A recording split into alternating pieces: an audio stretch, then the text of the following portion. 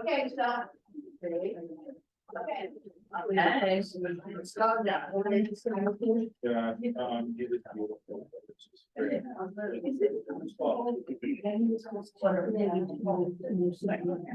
I need to be.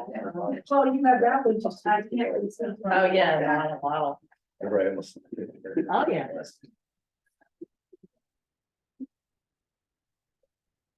But, sorry. Until I really find out again.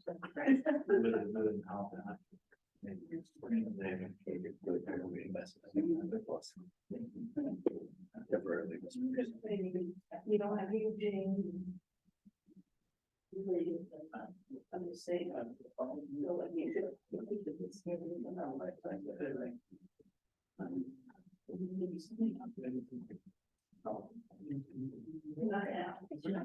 Orange. Yeah, it's Halloween colors on. And I have my foot rest on my feet. Oh my goodness, it's so funny. And me, my legs are so long, I knock all the instruments down here, yeah. You should have. I got nothing. I do nothing.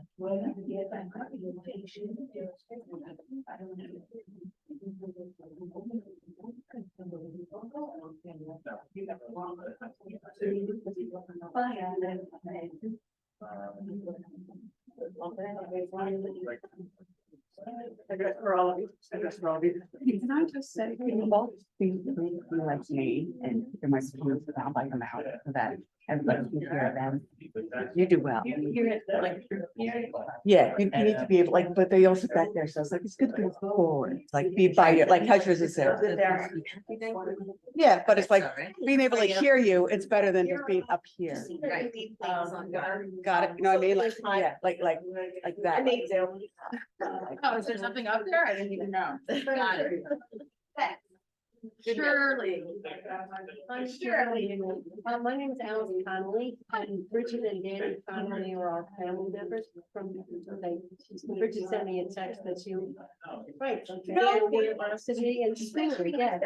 So we just wanted to welcome you to that your time, okay? Richard and I went to school together and we went to college together. So you know the Dan also, yeah, so that's Dan's dad sitting in the back there with the Connolly engineering hat on. All right, so I just wanted to. Okay, so you may not stay. Yeah. Yeah, on Newark Avenue. Thank you. Thank you. Tell them I say hi. I will do that for Paul. I know. Nice. Yeah.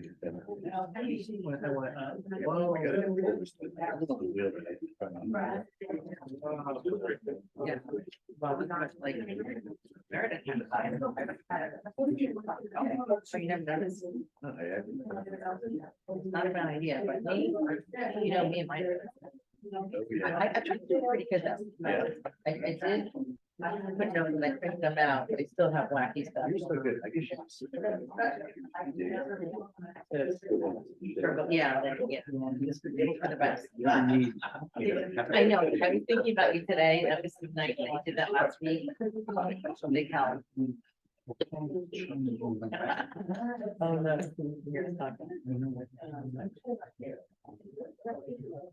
Why don't you just pop up over that way? Because I hope to get my packets here. And I go around, it's not. Oh, I can't shop. Oh,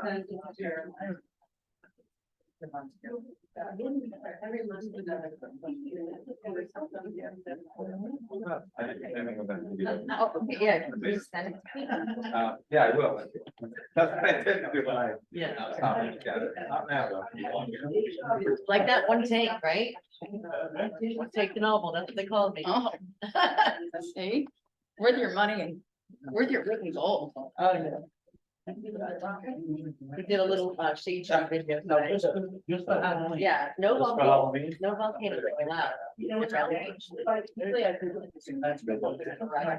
People put volcanoes around their tree. Yeah. Inventions. Anything there. They needed. No.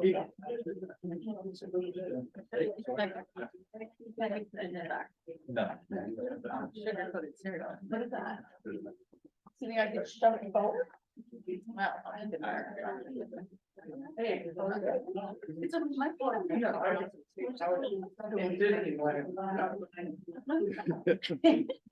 Do you need a fix? That happened to my, I brought them with me. Oh, okay. Erica, you look gorgeous. Thank you. Thank you.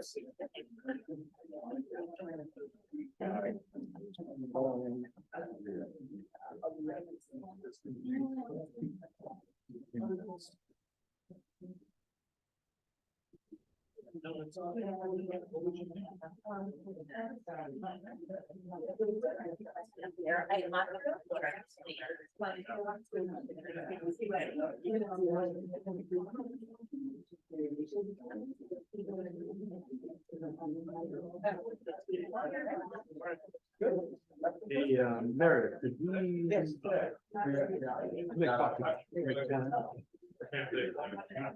They talked to Zach Harris. I have not just got that.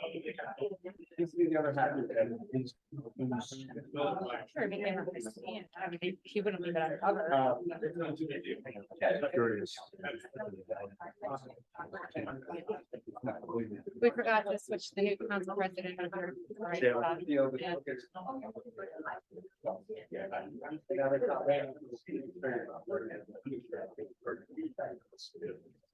That was good.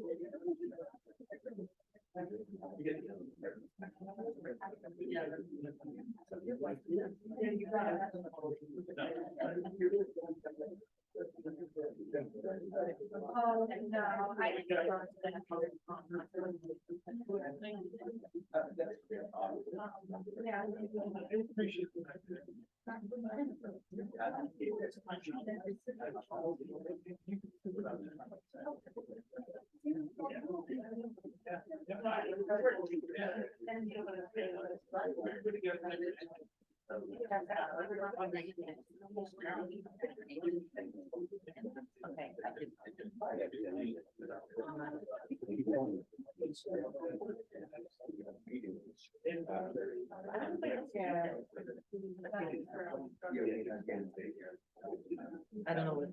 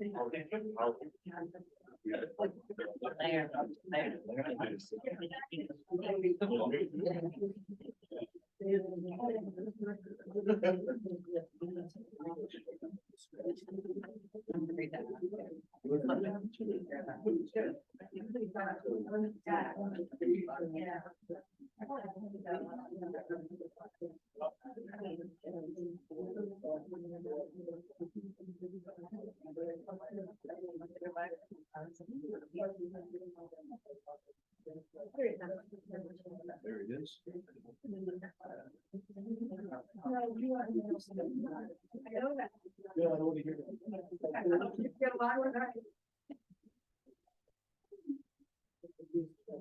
Thank you very much. Rick, congratulations. You're bringing the heavy artillery. You did, but thank you. Yeah. What's your name? Quinn Ryan Cannon. Quinn. Yes, thank you.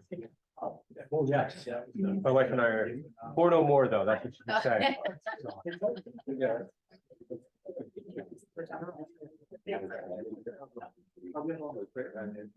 No, I.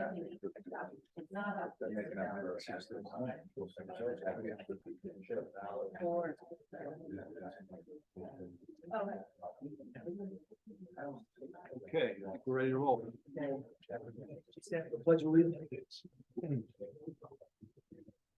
I pledge allegiance To the flag of the United States of America, and to the republic for which it stands, one nation, under God, indivisible, with liberty and justice for all. I wish to announce that the 48-hour notice is required under the Open Public Meetings Act was emailed to the Asbury Park Press, the Co-Star, and the New Coaster on December the 13th of 2022. That a copy has been placed on the bulletin board of the borough office and that a copy has been filed with the borough clerk. As a courtesy to the public, this meeting may be attended via Zoom. If for any reason the Zoom portion of this meeting fails or is disconnected, the in-person meeting will continue and action can and will be taken, providing there is a quorum. Ms. DeNoble? Here. Mr. Gubatose? Here. Ms. Mahoney? Here. Mr. Weber? Here. Mayor Fox? Here. Good evening, everybody. Lots to cover tonight. We'll try to continue to work our problems and opportunities in our community. We have two workshop topics tonight. We don't have any introduction or adoptions of ordinances. The first workshop item is around Lorraine Avenue Church. I put this on the agenda to just talk through and make sure there was understanding and alignment on it. I did put together a brief, like 4 or 5 page presentation that I've shared with the council, but I want to just share with the public briefly. It'll only take 5 minutes and then we can get into the discussion. You want anything like that? Can we, you want, John, you want to use my? No. We put on the presentation for this. If you don't mind, this is Andy in there. Do you want anything on that? Chocolate. Presentation. There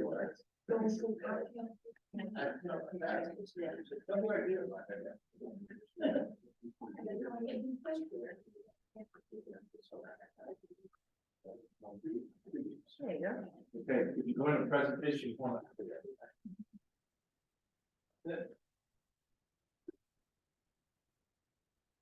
Good, okay, thank you. All right, we're better to stand. I'll stand up here.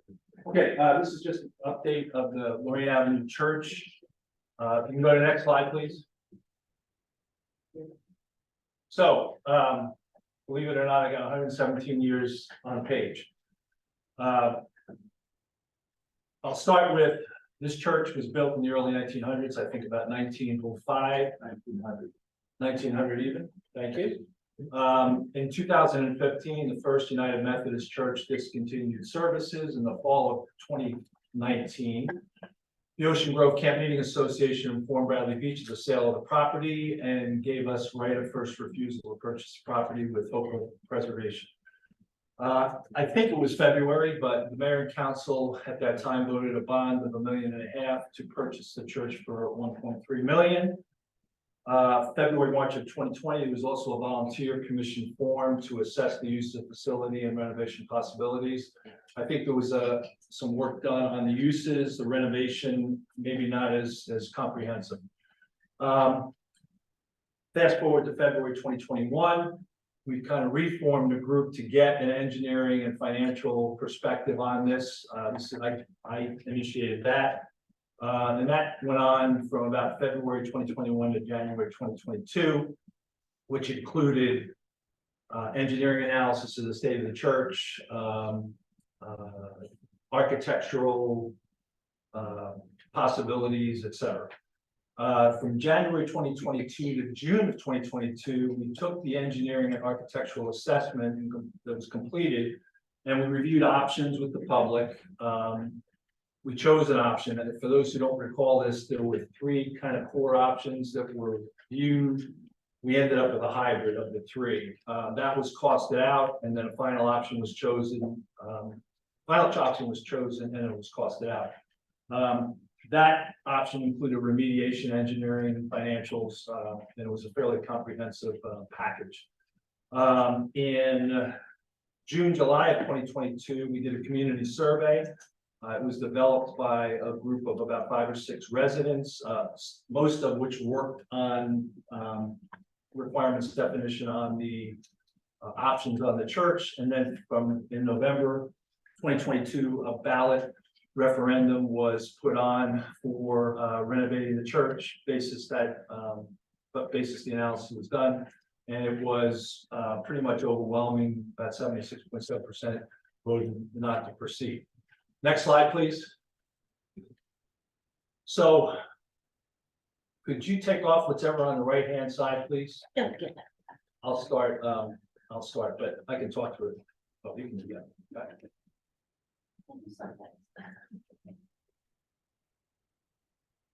Thank you. Yeah. Getting better. Okay, so we had a meeting in December, I think it was December 13th or 14th, the council meeting. It's about a little over a month after the election, the referendum, and we basically laid out, and this is actually the slide from that presentation. We laid out 3 options. Should we auction the property? Should we raise the site and subdivide for sale? Or should we look at a redevelopment plan? Each one had some pros and cons. Each one had, at the time, the assigned time, cost, and oversight to that. So for instance, auction the property, you develop a minimum bid, you lay out time requirements in terms of doing something to the building, decide on the parsonage, separate or include, and we kind of estimated that would be a 3 to 6 month deal. The cost and legal would be nominal. Oversight would probably be the least resource intent, because if you auction the property, you no longer own it. Raise the site, at the time, our view was we probably could get 4 lots. The question was, we retain the parsonage, talk about cost of remediation, and then the Ocean Grove Camping Association artifact requirements. We said that would be about a 3-month deal, the cost to be assessed due to potential remediation, and then oversight we have to be complete to the end of the sale. Redevelopment, what we put on there was, we look at the initial study, we look at are there other parameters we can assess. And we said that's probably a 6-month deal. It would cost us the cost of a planner to do that, to coordinate that, and oversight would be complete. So those are the 3 things we talked about at that meeting. There were varying opinions of those 3, but the overwhelming view in that meeting, which was a pretty full meeting, was raise the site, subdivide, and move on. With that, we began a series of events, which, could you go to the next slide, please? So our early 2023 activity really keyed in on that option.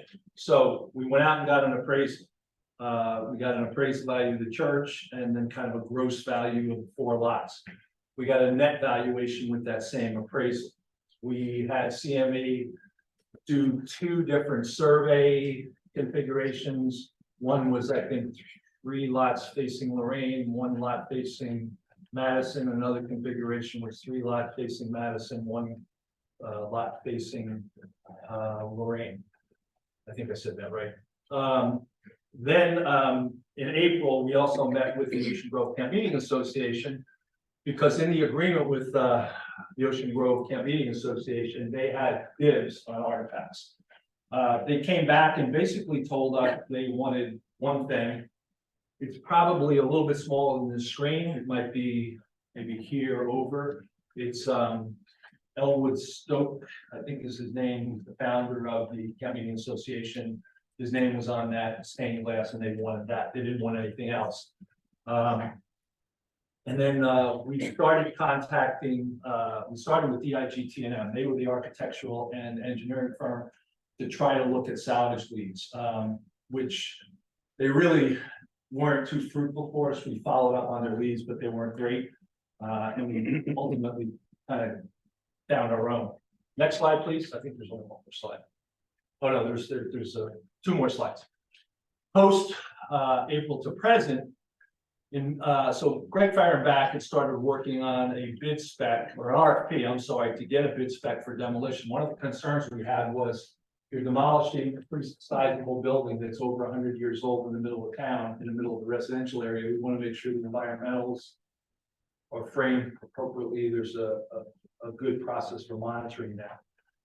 So we wanted an RFP, a request for proposal. 3 companies came in and proposed RVE, CME, and TNM. Lots of alphabet there.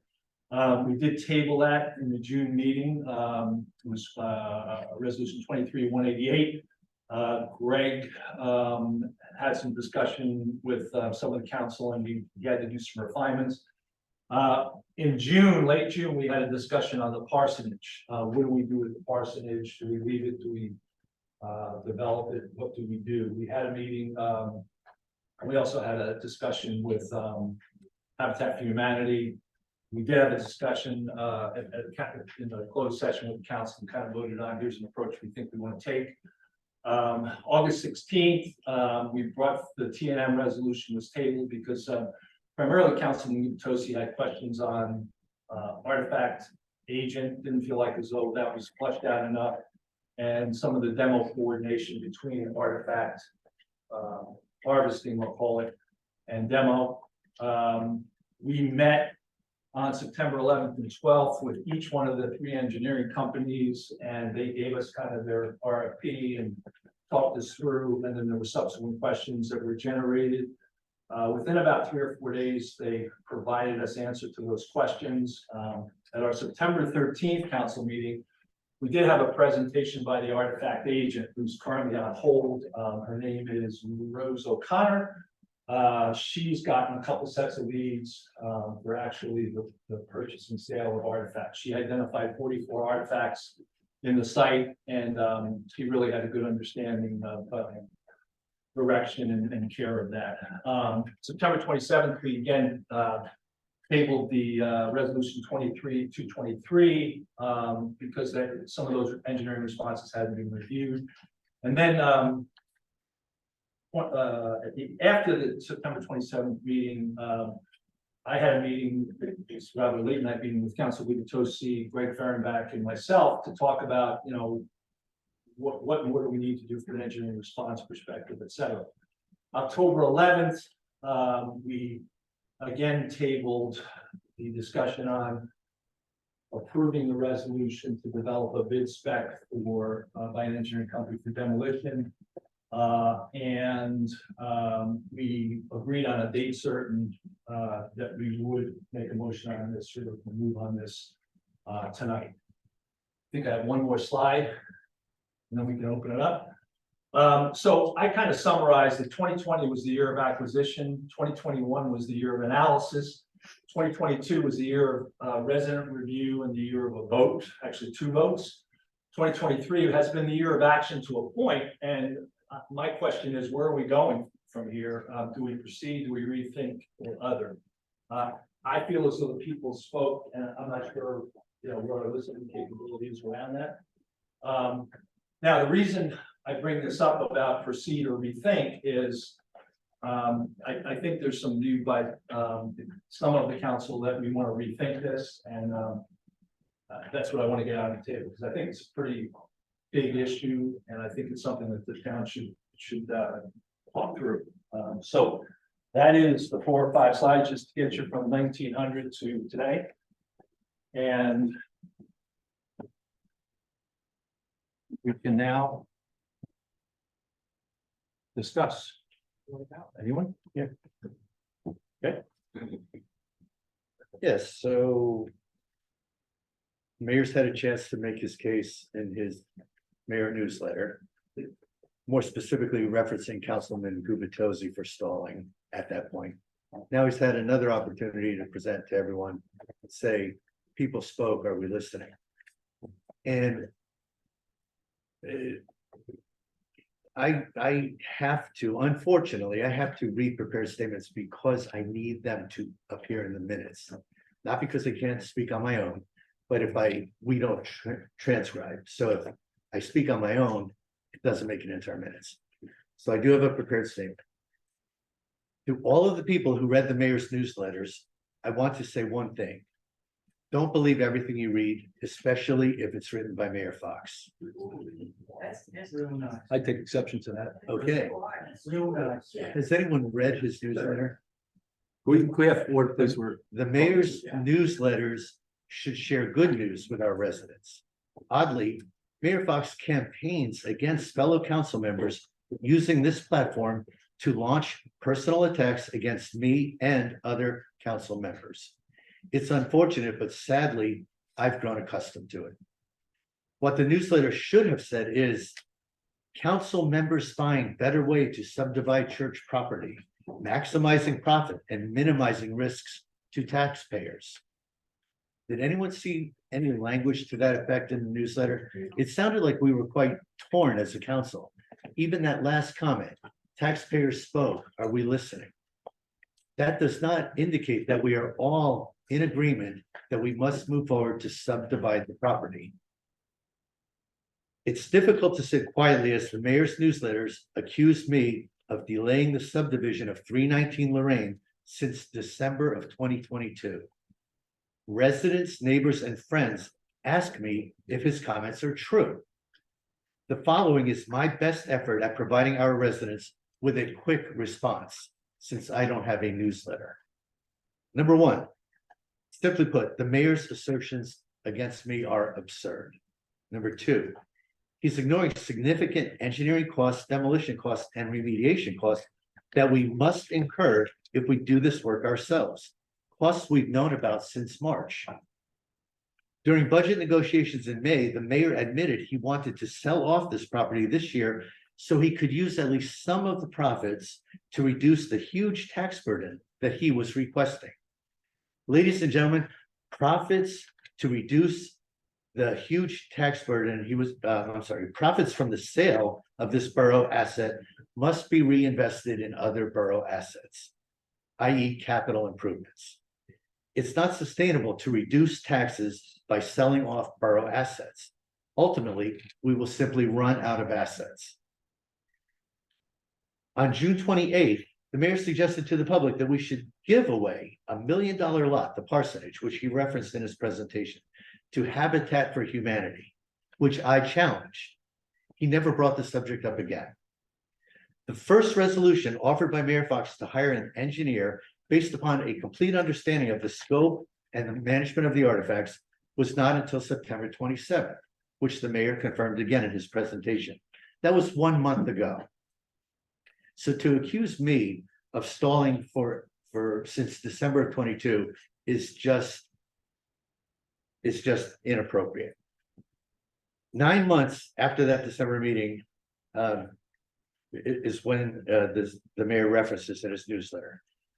I requested the council to table the hiring of an engineer at that meeting because I still had unanswered questions. And because the council tabled that motion, we will likely save the borough significant costs and avoid unnecessary risks. In a moment, Ms. DeNoble will present more specific thoughts, but in essence, it should be better to sell this property to a single developer, but only after we first, one, secure approval for the subdivision of the property from the borough's land use board, and two, deed restrict the property before sale to make sure the developer will follow our vision for the property. In this way, we get Bradley Beach out of the demolition management role.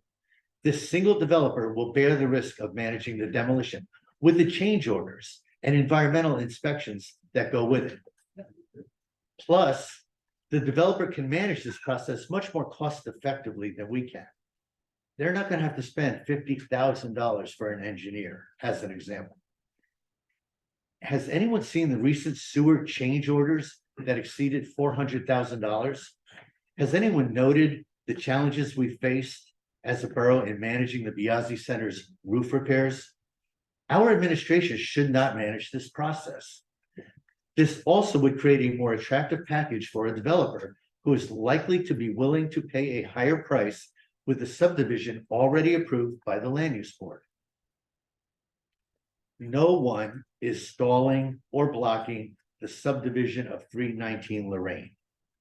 I think we all agree we must move forward with the subdivision of the property. We just believe this is the better way to do it. Let's stop throwing good money after bad. As for the mayor's newsletter attacks on his council colleagues, I ask a favor of our residents. Please, don't let the mayor's inappropriate attacks on his council colleagues in future newsletters tarnish the many wonderful things that are happening every day in our community. Let's all enjoy Bradley Beach. Just remember, don't believe everything you read. Thank you. Thank you. Order, please. Yes, I have a few comments as well. Sure. I like what you said about proceeding and rethinking, but I think I'd like to reverse it, to rethink it and proceed. I think we've all felt the frustration with the huge amount of borough funds that have already been spent on this building. And I can only imagine how much more could be spent. We've seen assessors, surveys, roof repairs, and architects and engineers. In fact, on March 1st, we were presented with the sales comparison or the net survey approach, and the engineering was priced at $10,000. Now we're being asked to spend $50,000 already. That's 5 times the amount that was there. So we can kind of see which way this project is going already. Just a point of clarification on that, Councilwoman. Yes. I think, in that estimate that we got was about I think it was $540,000. My assumption was we would include that in that number. Yeah, Thank you. well, this is the demolition. was- 522. Yeah, the, Engineering, 10,000. Yeah, but the question is that demo spec in this engineering? well, it says the net value, I don't know. Yeah, it's a good question. It's a question. Yeah, Okay. this came from the appraiser, so. Okay, so maybe it's time we sell these buildings and land as it sits with a preliminary major subdivision approval from the land use board. I'd like to suggest that we have our borough attorney, Mr. Cannon, present to the land use board options, including a conforming 4-lot preliminary major subdivision with deed restrictions. We already paid for the subdivision plat created by CME Engineering that consists of 3 5,500 square foot lots facing Lorraine and the larger 7,500 square foot lot facing Madison. The land use board will notice the neighbors within 200 feet, and the public may also attend for notes and input. And as far as the price, we'd work with this tax assessor to set a minimum bid and sell it as one parcel to the highest bidder, subject to the approved subdivision plat. This way, the winning bidder would be responsible for the demolition and obtain final subdivision approval, certainly at a better price outside of the municipal constraints. Just look at the Biazzi Center, the amount we've spent, and it's not even near done. And I'd like to suggest that we sell this to the highest bidder as soon as possible. Thank you. Thank you. It's important. Oh, I'm sorry. I think it's thinking outside of the box, and I think it sounds like a really good idea. I think that way we present it to a developer on a platter. And we've put lines around what it is that they can and can't do. We don't sell it to a developer and then find out that they're gonna change their mind and build something we didn't think they were gonna do. And we put confines about what they're gonna do. And we're moving forward, which is what everybody wants to do, except for, some people. I think at this point, the people have spoken and we're gonna move forward. Good. So just a point of clarification, I think option 1 that was reviewed before, which was auction property, Right. that would be that option, that you'd auction the property, put the constraints around it and move forward. So let me go back to Council President DeNoble. So I want to just make sure I understand. So what we want to do is sell, because the departure here is that back in December, we said to maximize what we can get for that property, we would subdivide it. And there was an overwhelming view to do that at that meeting. As a matter of fact, I commented after the meeting, there were 2 people at the meeting, the first time I've seen them agree in 4 years. So I think if that's the tact we want to take, then we just need to inform the public that's what we're doing, because we've been going down the path of us doing the demo. And one of the reasons we said we wanted to do the demo was that we had a level, not that we get a spec for it, even though any demolition company has to conform to requirements. We wanted to be a little bit overly cautious because it's right in the middle of the neighborhood. My neighborhood. Your neighborhood, this is your neighborhood? Okay, I didn't know that. So Wait, hold on, how close do you live to it? Closer than Weber, is the question. Oh, no, I'm not closer than Weber. So whoever lives next door, I'm not. you're not within 200 feet. More than two. No, no. Okay, just checking, it's my job here. No, could you imagine? No, no. I can imagine, I can imagine.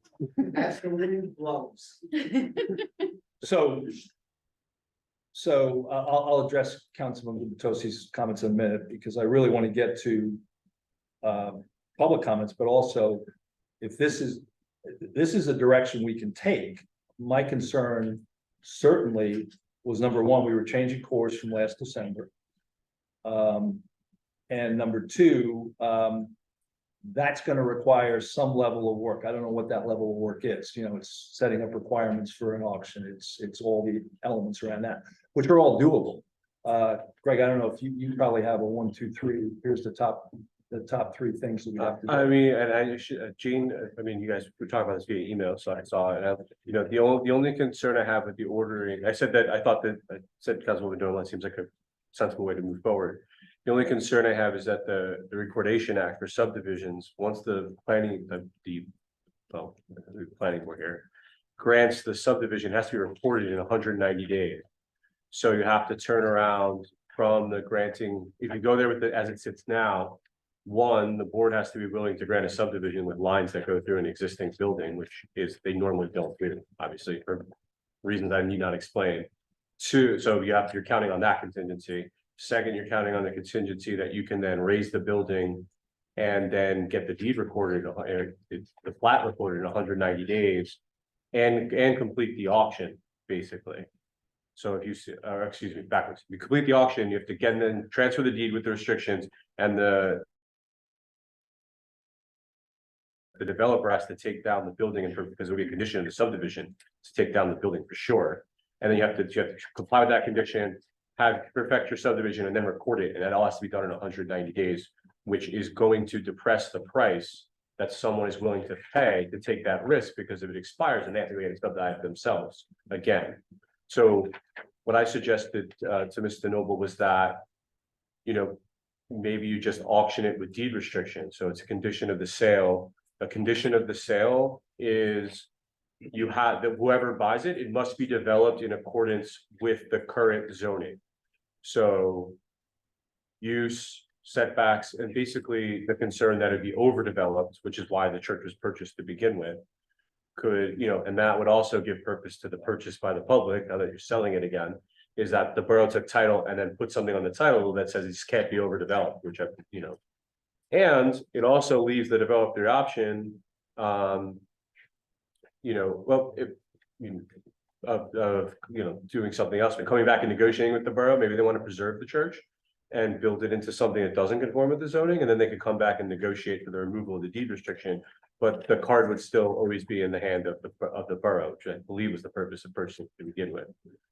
And then the person who buys it has a deed that says you can't do anything beyond the existing zoning, which is limiting and would also depress the price, but probably depress the price less so than already having the subdivision and being on the clock, was my thought in the intervening days since you guys exchanged emails on the idea.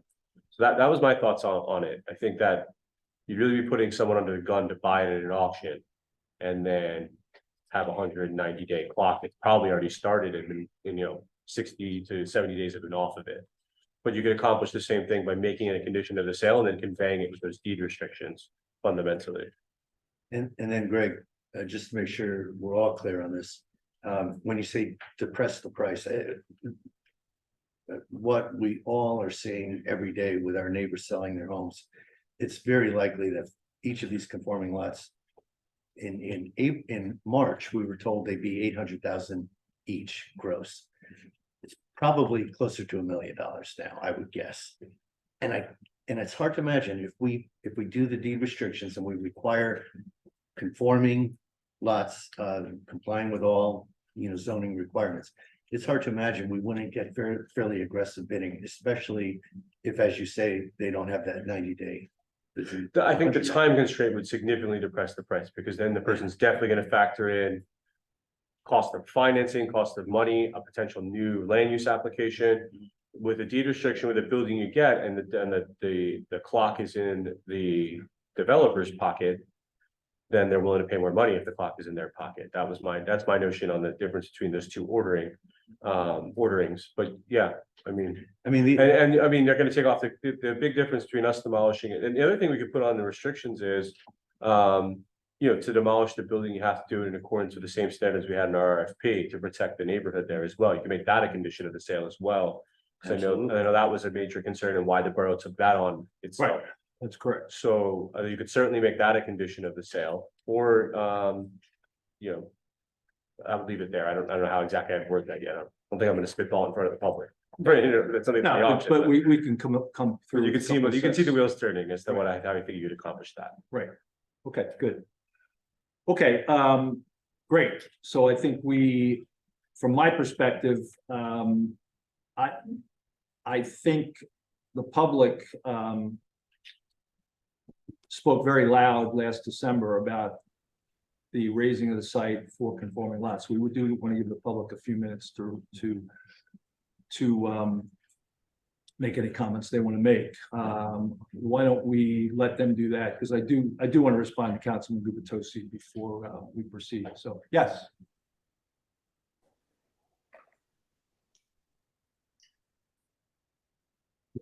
No. Eric. Jim Burns, 401 Fifth. Thought I walked into the wrong building. I'm right on target with where you guys are headed. Finally, there's no way the town would even want to think about doing their demo, preventing wages, liabilities. The best way is follow the attorney's guidance there. Do a deed restriction, sell it as is, and see you later. Yes.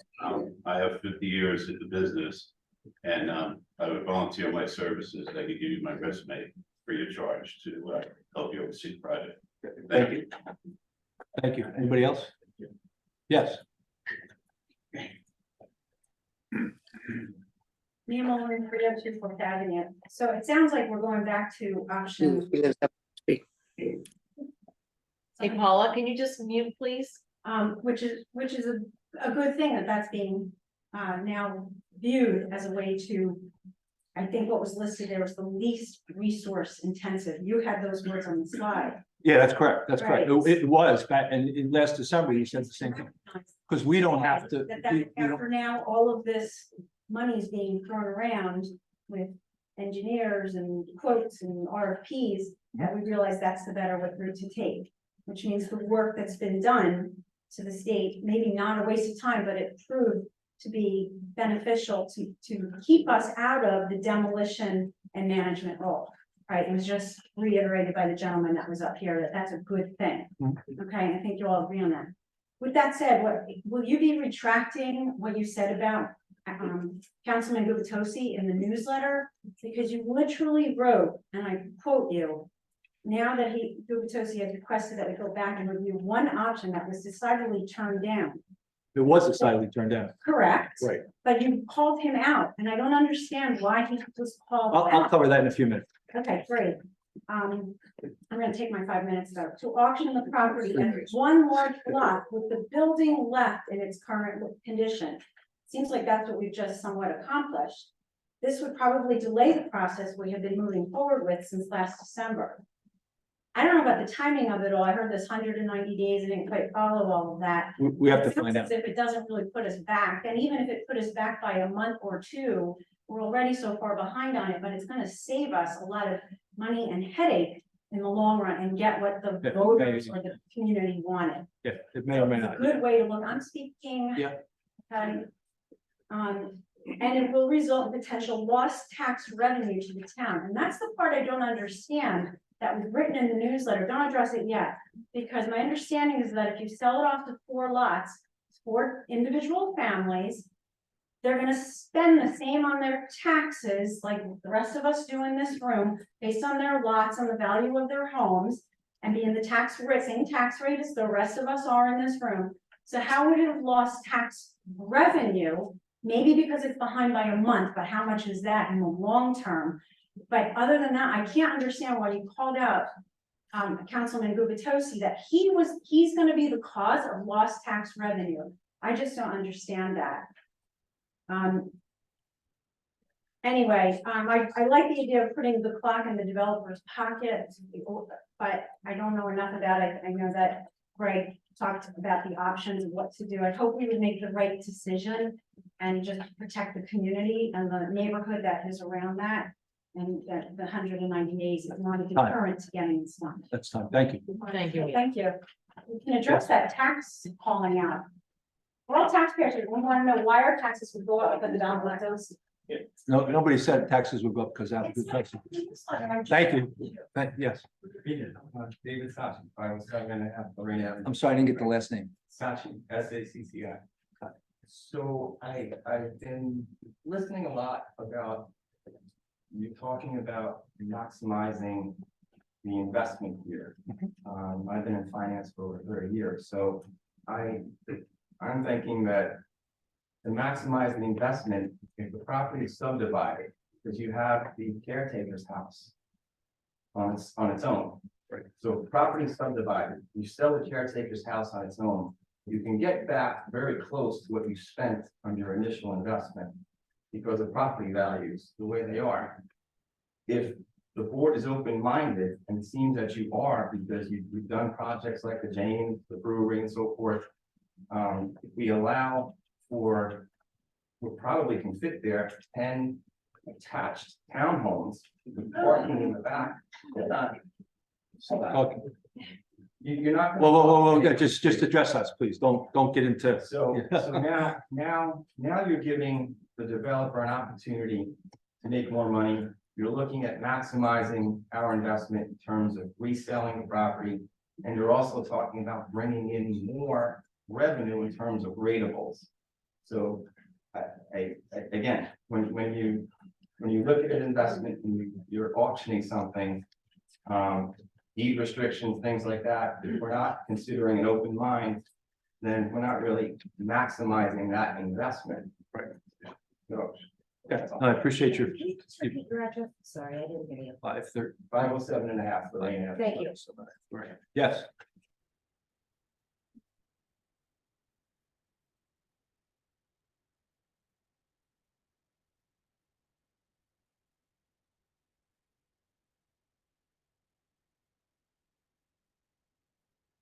Looking at Ocean Park condominiums. I just, perhaps you can answer this, Madam President. Okay. Moving forward with what you proposed. And I think it's great because we're a municipality, we are not a demolition company. We're not a building company. So putting that in the builder, developer, whatever you want to call this person, we know who that will be. And if they're doing the demolition, what happens to things that are of value? And I'm not talking the 44 things that have been alluded to, but since I did do a lot of demolition when I worked for Coastal Habitat for Humanity, we would sell everything from banisters to molding to doors. So are we going to lose the selling of those items by turning it over to someone? I'm not passing a judgment. I'm just asking for clarification. Thank you. Okay, I would say right now, people are not allowed in. So this would be a very good question for Mayor Fox to answer. But I know as far as other items like the pews and the stained glass and the organ, they're talking about maybe donating the organ to Ocean Grove, but I'm not sure about the moldings. I mean, I'm doors. saying there's a lot of people would take floors. I mean. Right, there's I a lot. know there's, I love salvaging like every It's, morsel, I'm yeah. older, I mean, if I could, I would, Yeah. et cetera, Yeah. but for the right people, I know there are people in town that would like the doors. Or a door, These are so very that's good just why I'm points. just wondering. What do you think there? Well, so the artifact agent, I'll call her, inventoried about 44 items. 33 of those were stained glass, the other 11 were organ, bell, those sliding doors, with stained glass. One light fixture, a desk, a table, a bookshelf, so that was about it. There is some other wood in the site. Her view was to get that to auction to an auctioneer would be very difficult. She did say, I would clearly work with the town on other items. If we want to extract items and get them in and give it to townspeople, for their use or whatever. She said it's gonna be a tough sell, believe it or not, on the pews. There's 30 pews, but 26 of them are bowed to the configuration of the sanctuary. So she said that's not as easy a sell as straight up pews. So there's those intricacies we'd have to work through. Okay, perhaps I wasn't clear. Mhm. My comments were excluding the 44 items.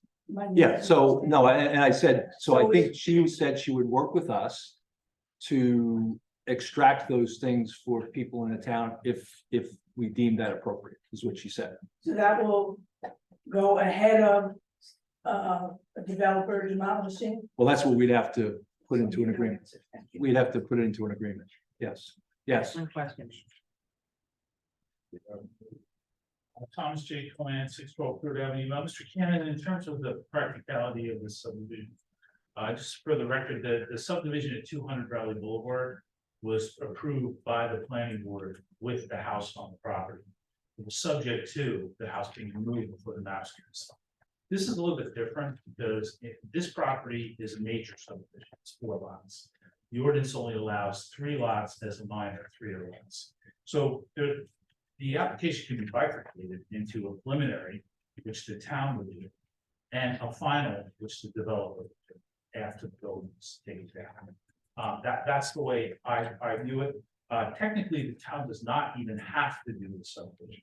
But I am one for proper channels, and I would hope that it would go to the land use board and get the inputs from the neighbors within 200 feet. I mean, the town is exempt from zoning. So this would be the best way to do it, as long as we can create the proper deed restrictions. My other question is where are we with the affordable housing? Since the mayor brought it up and now Fair Share Housing knows that we own the property and it limits our vacant lot adjustment. Are we going to be responsible for units once we sell this? I don't need an affordable housing attorney, so I'm not. But number one, your point about the preliminary and finals is well taken. That's an interesting point. I need to consider that, so I do appreciate that. I'm not the affordable housing attorney, but I mean, the rules of affordable housing are, if something is made to have development potential, then it counts towards the obligation of the town. So turning it into housing to realize this return will almost certainly result in at least probably another unit or 2 obligation. We've had 2 big buildings built privately with no affordable housing. And now when we go to do something, so Fair Share Housing shows up. I can tell you that the properties that you referred to, and you've heard you say them here before, the affordable housing attorney is well aware of them, is attempting to deal with that. So that has not just gone by the wayside. We should be sure of that. That's why we're here. I think that's why everyone's here talking about it, right? If the town wants to make it a park and put it on the Rossi and eat $2 million, then you don't have any affordable obligation. Okay. If you put it in, make it residential and you bring the money into the town, you have, everything's got a double-edged sword. As long as it's on your radar that the affordable housing consideration must be put into the net number. So we really know how much we're truly netting. If we have to supply 2 units somewhere else at our cost, even though developers have supplied us with nothing, that's going to cut into our net profits. I can assure you that the council is definitely aware of this. Okay. Consider it again. Thank you. From the affordable housing attorney. Mr. Cohen, just on that point, you're raising a good point, a couple thoughts. One is, I think that issue is gonna exist either way, right? Whether we sell the property as we're discussing tonight, or whether we subdivide it on our own, demolish it on our own. So it's a good question, but it's the same either way. The other thing is, I've fairly directly asked that question of our affordable housing attorney and our planner, because we were talking about, they said Jen Beam in particular described it to me as a kind of a circular loop they can get caught in, where anytime you get this property, in order to dispose of it, you're now held accountable. And what she said, the courts usually will look at the previous use of the property. If it was something that was not eligible for affordable housing, for example, if it was an apartment building, she'd say, and you're upgrading it, you're selling it, whatever. She says that would most likely fall under our obligation. She said, however, something that she didn't talk about the church, but she said, if it's a different type of purpose, it probably would not fall under our obligation. So I'm paraphrasing, I'm not an expert, but my sense of it is we might not have that obligation. Thank you, so as long as it's on the radar, thank you. Yep. Anybody else? Yes. We have one that I see on the board over that.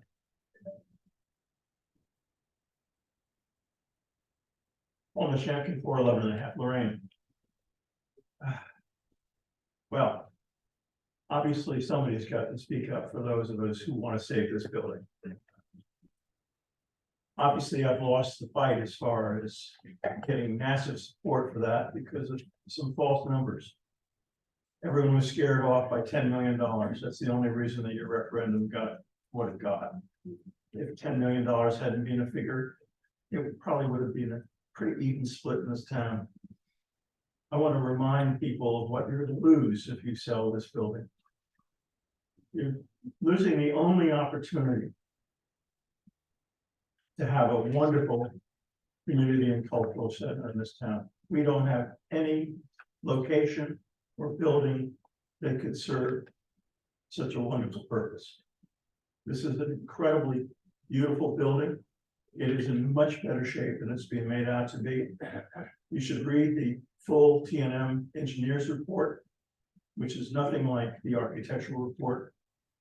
It really states that this building is sound. I would hope that you would offer this for public auction to somebody who would save the building. Is it possible to put it on auction for somebody with deed covenants that state this building has to be preserved as is or within certain limits? I think you could still get almost as much money, possibly slightly less. But why are we looking at this as a way to make profit for the borough? And basically, it's a losing, we're losing when we sell this property, no matter how much money we get. We're losing a valuable asset.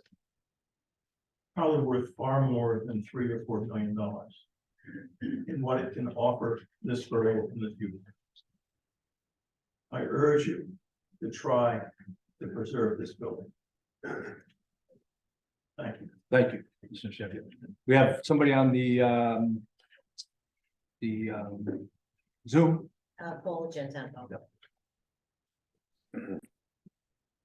Hi, can you hear me? Yes. Yes, Mr. Mayor, you probably won't remember this, but when you had the town hall meeting at the firehouse about a year and a half, give or take, I had asked you why you didn't show the walkabout for the church to the people. And you said you probably should have done it. Well, I'm sorry, could you clarify that? The what? The walkabout? I call it the walkabout, the video that was made of everything inside the church. I call it the walkabout. There was a video made of the church, the inside of it. Okay, the 3D, somebody went through with the drone and. Yes, that's what I'm talking about. I call it a walkabout, regardless. I had asked you why you didn't show it to the people there who were shouting about $10 million and what were they doing.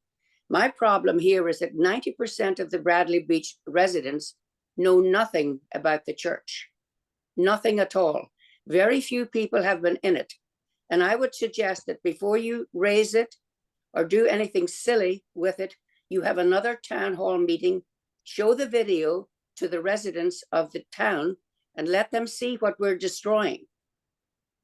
I would ask you to do that really, because once it's gone, it's gone. And I think it's important that you let the people of the town see it and make decisions. Thank you. Thank you. Anybody else on the board? Is there anybody else here? Don't see anybody else on the board. Okay. All right.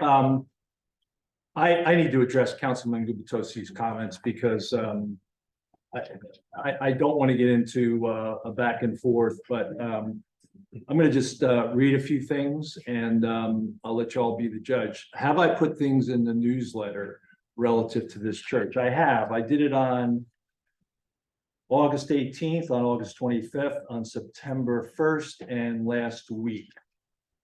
In all cases, I've been getting a lot of questions from people, what's going on, what's going on, what's going on, what's going on. From January to April, we were making progress. We did surveys, we met with Ocean Grove, we did all those things. On the 18th of August, it's gonna read, it's only take a minute because it's only a half a page. In my newsletter, I said at the August 16th council meeting, we brought a resolution forward to authorize T&M Associates to provide professional, environmental, and engineering services, bidding assistance, and construction and administrative services for the demolition structures located at 319 Lorraine Avenue. What this meant is that T&M would develop a bid spec for demolition companies. We would then award the bid for demolition. After a 23-minute discussion clarifying the resolution and work to date, Council President DeMarco and I voted yes to move forward. Unfortunately, Councilman Gubatosi and Councilwoman DeNoble voted no on this resolution, which a 2-2 tie vote, the resolution fails. Councilman Gubatosi's reason was the cost of $48,000 and that he was not satisfied with the salvage component. Mr. Fehrenbach and I met specifically with T&M, and they did in fact assure us that that was part of the work they would do. Unfortunately, we can't revisit this topic until the next council meeting on September 13th. We in fact have lost a month in this process. On August 25th, just a paragraph. As I mentioned in the last newsletter, the August 16th council meeting, we brought a resolution forward to authorize T&M to provide professional and environmental and engineering services, bidding assistance, and construction administration services for the demolition of the 319 Lorraine Avenue Church. What is meant by that is that T&M would develop a bid spec for demolition companies and manage the process for us, something which we do not have the expertise. We would then award the bid for demolition. The resolution was defeated. The councilman stated his rationale was cost and they're not satisfied with the salvage component. I also mentioned Mr. Fehrenbach specifically met with T&M on this again. To allay these two concerns, T&M will attend and present their proposal on September 13th. Additionally, we'll be able to secure an expert in the appraisal of structures like this. She will engage in an on-site visit and do consultation work with us.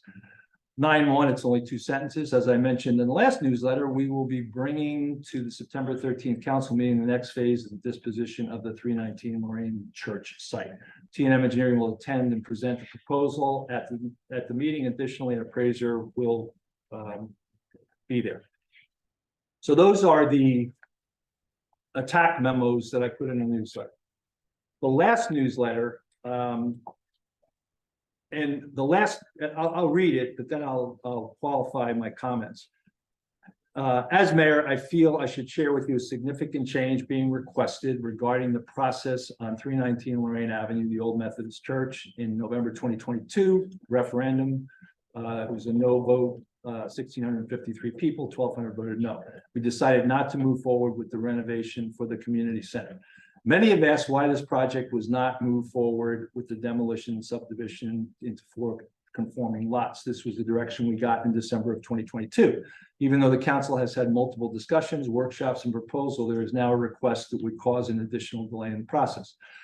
The issue at hand is this. The council had a workshop on December 13th to discuss the referendum results and results not to move forward. At this time, we received clear direction that the demolishing the church and parsonage and dividing into 4 lots would maximize the value to the borough, and we would receive the shortest path to completing this project.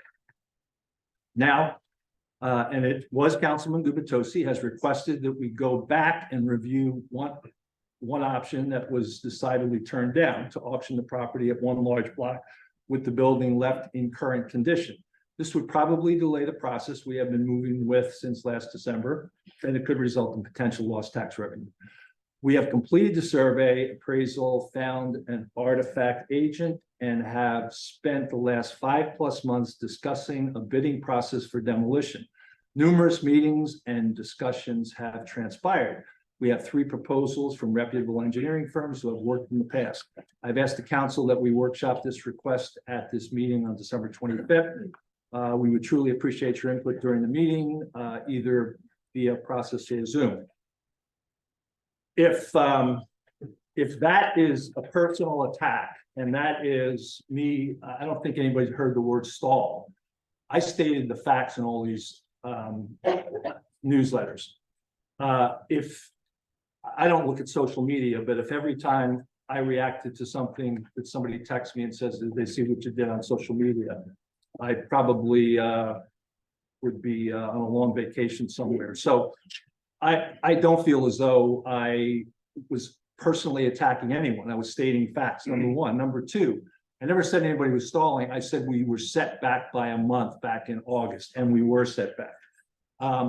This is the first time that any, I think, reasonable conversation has come from a few people up at this dais. I have been trying to have a conversation since June on this whole demolition issue. We set up meetings that people didn't show up to. We texted, we phoned, we did just about everything to engage people, and they didn't engage. I think the proposals and discussion tonight were great. Unfortunately, they could have had happened 5 months ago. But there was no view of 5 months ago taking a different direction. We have participated in meetings since April on this. We've approved expenditures for surveys, for appraisals. We have met with engineers and asked engineers to do RFPs for this, for the 4 subdivisions. We fielded concerns and questions about those things. 2 business administrators have worked on this. So I take exception to the fact that we say, you know, this is, I'm making personal attacks and I'm telling people to stall. I do think we've stalled, and I think that we could have had this conversation back in April if that's the conversation we wanted to have. Is my view that that's the best option? To the point of the capital improvement, and we could potentially realize some of this. I absolutely did say that. I didn't say that we would take $800,000 in profit and drop it against our tax burden, but I said maybe a portion of that we could drop into our surplus for that purpose. I don't think there's anything wrong with that. Now, do I think, well, I don't think there's anything wrong with that. I'm sorry. If I look at it, no, I'm not going to say it because I'm not going to take shots at people. So I think, you know, I think if we can stick to a path and get on a path, I think we can move this forward. My frustration has been a lot of people have done a lot of work on this for a lot of months, and really in the June, July timeframe, this stalled. It did stall. I'm going to use that word now. And we couldn't get the engagement, Mr. Fehrenbach, myself, to move this forward. So that's all I'll say about it. I'm not gonna use words that I think are. I'm gonna make a statement then, because you didn't use the word stall, but you used the words like, it's been delayed again, it's unfortunate. Councilman Gubitosi and Councilwoman DeNoble voted against us in this horrible 2-2 tie. You, Mayor. No, I didn't say that, Council. You didn't say horrible. You keep using words. Words matter, and I use you actual. I just read what I said, and what I you said. it's unfortunate. I did say it was unfortunate because we were in August. Placing blame on the people who created this unfortunate situation. Look, Larry, words hurt, and words are powerful, and all these residents, people here that are in support of me, people here who disagree with me, they all read this and they all thought Councilman Gubitosi is blocking the subdivision. And that simply was not true. And you let that be known to everyone. I was walking down my street yesterday. I was walking down my street, 4th Avenue, yesterday, and I got flagged by a neighbor. I won't mention the number of the house, but he said, you stood in my living room and you told me you were gonna support this subdivision. And he goes, but I read this and I had to defend myself to one of my neighbors. So I'm not gonna go on. I'm sorry, but people keep forgetting one thing. The mayor keeps freaking referencing December's meeting when we said, including me, we all said it. We didn't think it made sense to sell this in mass. Why did we say that? Because we didn't want to give the developer the leverage over how to use that property. Only recently, I couldn't have gone back and said this to the mayor in April or May or June. Only recently, as we were talking about the demolition process, and I was simply asking questions about what are we gonna do with the artifacts? Construction people came to me and said, you guys are doing this all backwards. Just like that gentleman said earlier today, you're doing this backwards. And they said deed restrict. No one previously ever said deed restrict. That just came up in the last couple of weeks. And before we even had a chance to share that with the mayor, who now says this is a reasonable alternative, he sends out a newsletter criticizing us for stalling. All I'm saying is there's no communication here, and the mayor is at the heart of it. I would totally agree with you, Councilman. For the last 2 months, you haven't communicated. You haven't showed up at meetings. You haven't responded to. We just go forward, people. What are you talking Enough is enough. I will just finish with one point. Well, you know what? I'm sorry, folks, but when somebody says that I'm the problem here. After not showing up at meetings, after not returning calls, after not returning texts, last Wednesday, I got a text. I got a text. I got 5. Let's go with that. I'm sorry, quiet, please. And the text came from Councilman Gubatoni. Says this is after not getting calls, return, et cetera, please. So I'm sorry. What I got was a text that said, regarding 319, I consider selling the property as Mr. Fehrenbach suggested after our September 13th meeting. It was actually September 27th, with and without caveats. Before we incur more engineering costs and take on demolition costs, we should all understand the facts. Also, I feel misled being told that our prior BA, he talks about grants, talks about the fact that I knew about grants to 7 President Church, which is not true. And that Mr. Fehrenbach also talked about grant money. So from this text, I wasn't sure what I was getting, but what I wasn't getting was this discussion. So this is the first discussion we're having on this, and it's unfortunate that that's the case, but excuse me. But that's where we are. So I'm happy with this result. We're moving forward. I just hope that we can do this expeditiously and reasonably. So I think we can close this out. Okay, I just have Thank one you. question. Sure. Greg Cannon, Yeah. is there any way we can get this in front of the land use board at the next meeting, which I believe is November 16th? No. Okay, when can we get this? Like, how long will it take to get it in front of the land use board? I mean, is that the route? I guess the question is that the route you want to go? Or do you just want to come back and auction the property in full with the deed restrictions? That's Because the auction, the property we can do with a couple meetings tops. To go to the land use board, I have to have, the answer is I don't frankly know, because an engineer would have to prepare surveys, a plat. Well, we I have to go we have there with a full surveys, we have application. appraisals, so we can talk about that offline and see if we can, what we can do. There's actually a meeting on November 2nd, special meeting, actually, I don't want to burst your guys' bubble, but you can't just call the land use board and say we'll be there next week. no, Like, understand. there's got to be an engineering review, there's got to be a compliant. Yeah, The chairman over there is laughing, right? So, now there is a meeting on November 16th, okay. and then the next meeting is December, is there a meeting in December? Yes. This one, okay, so there is a November, December meeting. What is your usual time frame if someone makes an application, you do like, We have to look at it. Gotta look at the schedule we have. so you know, so the answer is we don't know at this moment. Okay, and then. Definitely also- longer than just auctioning it with the deed restrictions. Okay, thank you, Greg. And Mayor, maybe perhaps before you publish the newsletter, send it to us and make sure we all agree on it. This way we have some kind of harmony with it, and maybe, I ask us to contribute to your newsletter as well. That would be really nice, so we could all work together. Thank you. Thank you. Okay, let's move to the next item on the workshop. It's, sorry, just give me 1 second to get myself together here. Okay, the next workshop item is council we got to get Councilman Weber back. Yeah. Somebody want to text? Thank you.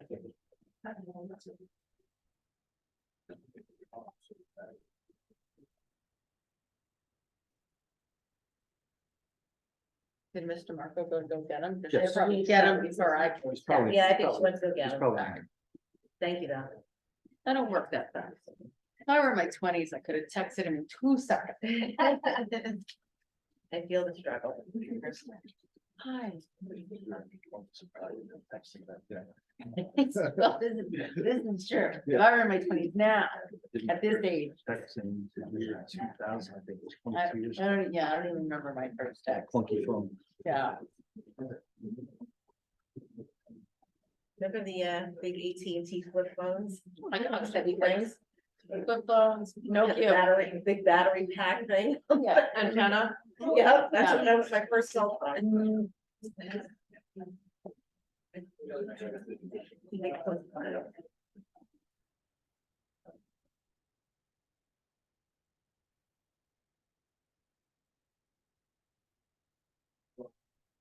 Fine. Maybe he ran away. Maybe he heard everything that went on and not heard.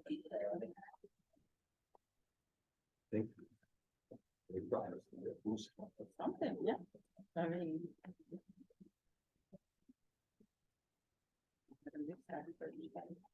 It's very pretty on Marine Avenue, look, watching the sunset. Oh, there you go. Hey, Mario. There you go. Got him. There you go.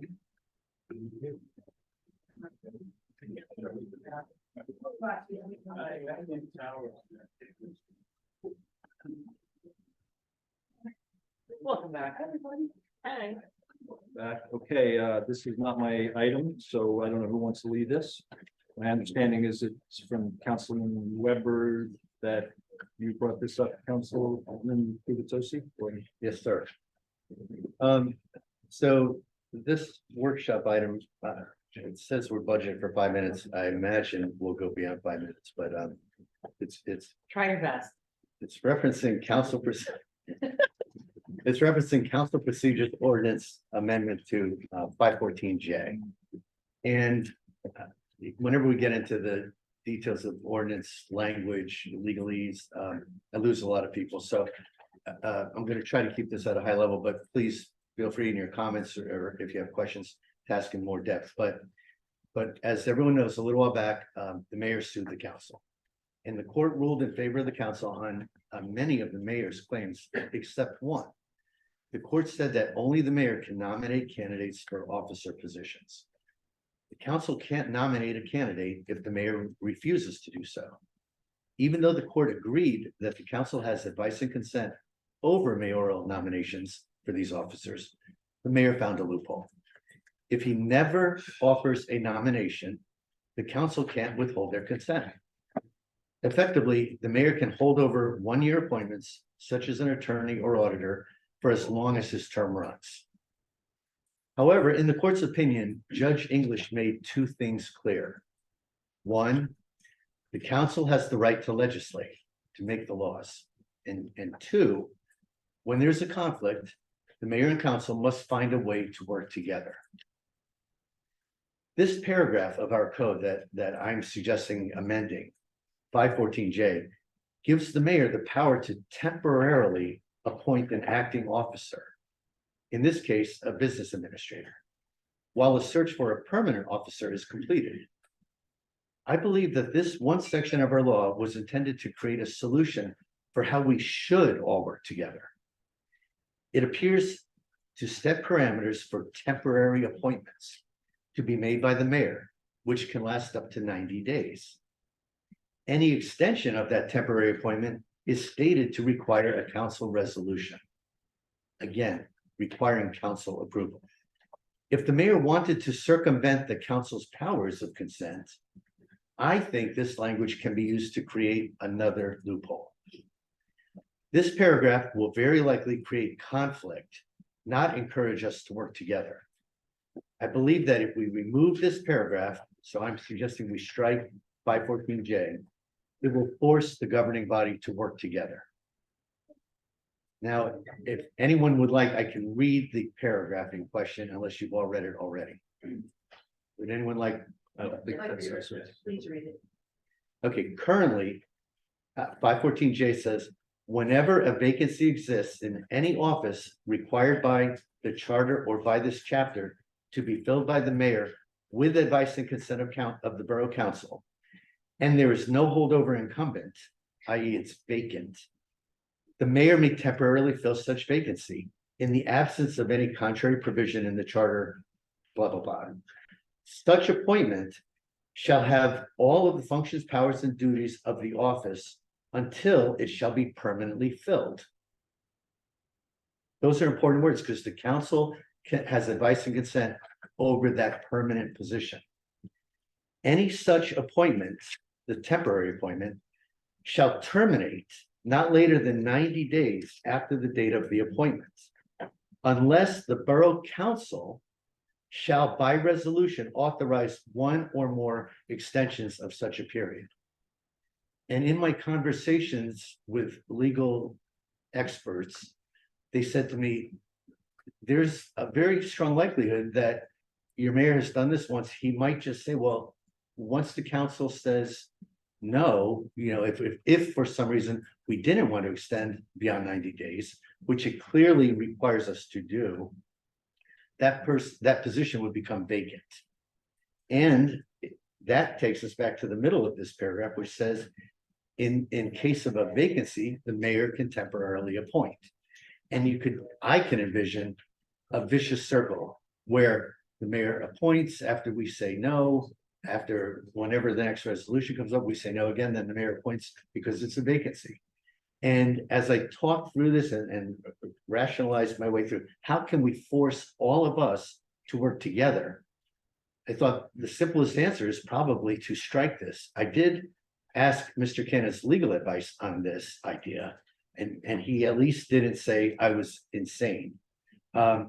The reason I would say if we strike it, what we're really striking is the mayor's power to temporarily appoint without any advice and consent of council. And normally that would be fine. Normally, Mr. Mayor, yeah, put somebody in that position until we can find the permanent person. But if you're gonna do this infinite loop where you just keep reappointing temporarily that same person, I don't know if he will, but if this mayor does it, some other mayor might. Wouldn't it be easier for us to work together if we just did not have that power of temporary appointment?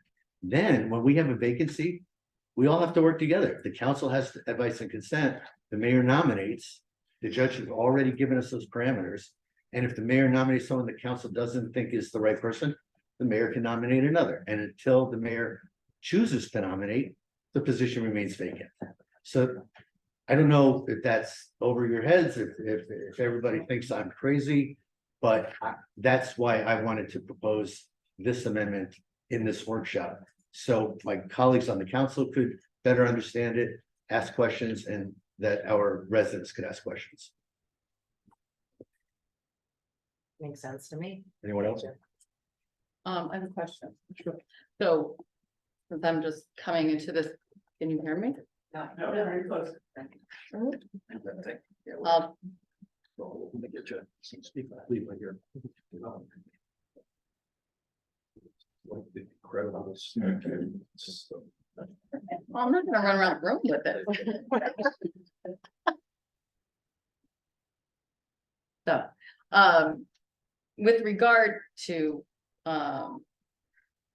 this position, are we, I mean, I guess the question is, what are we thinking of doing, or Mayor, what are you thinking of doing? And are we still considering the resumes that we had, or are we accepting new resumes for the positions, or resumes for the position? We haven't been accepting, we don't have anything published right now. You have nothing. Oh, I'm sorry, we don't have any, we don't have any outs. The only job we're recruiting for right now is the CFO position. Okay, okay.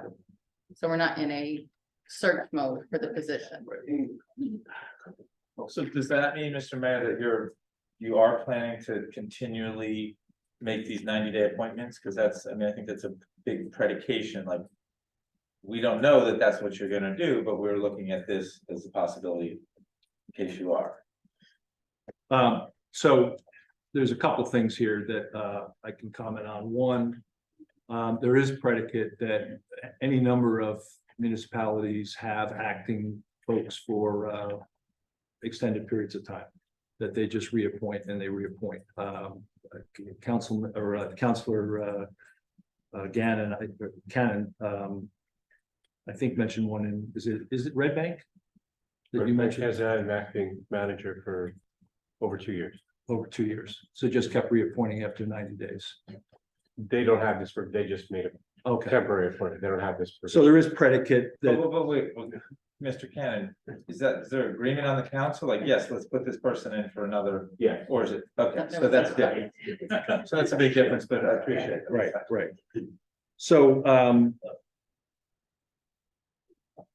I guess, so one point that, Councilman Gubatose brought up, that we're talking about the VA position, so I guess one question I have, because I wanted to verify that first, is should our current VA have been rice noticed before this conversation took place?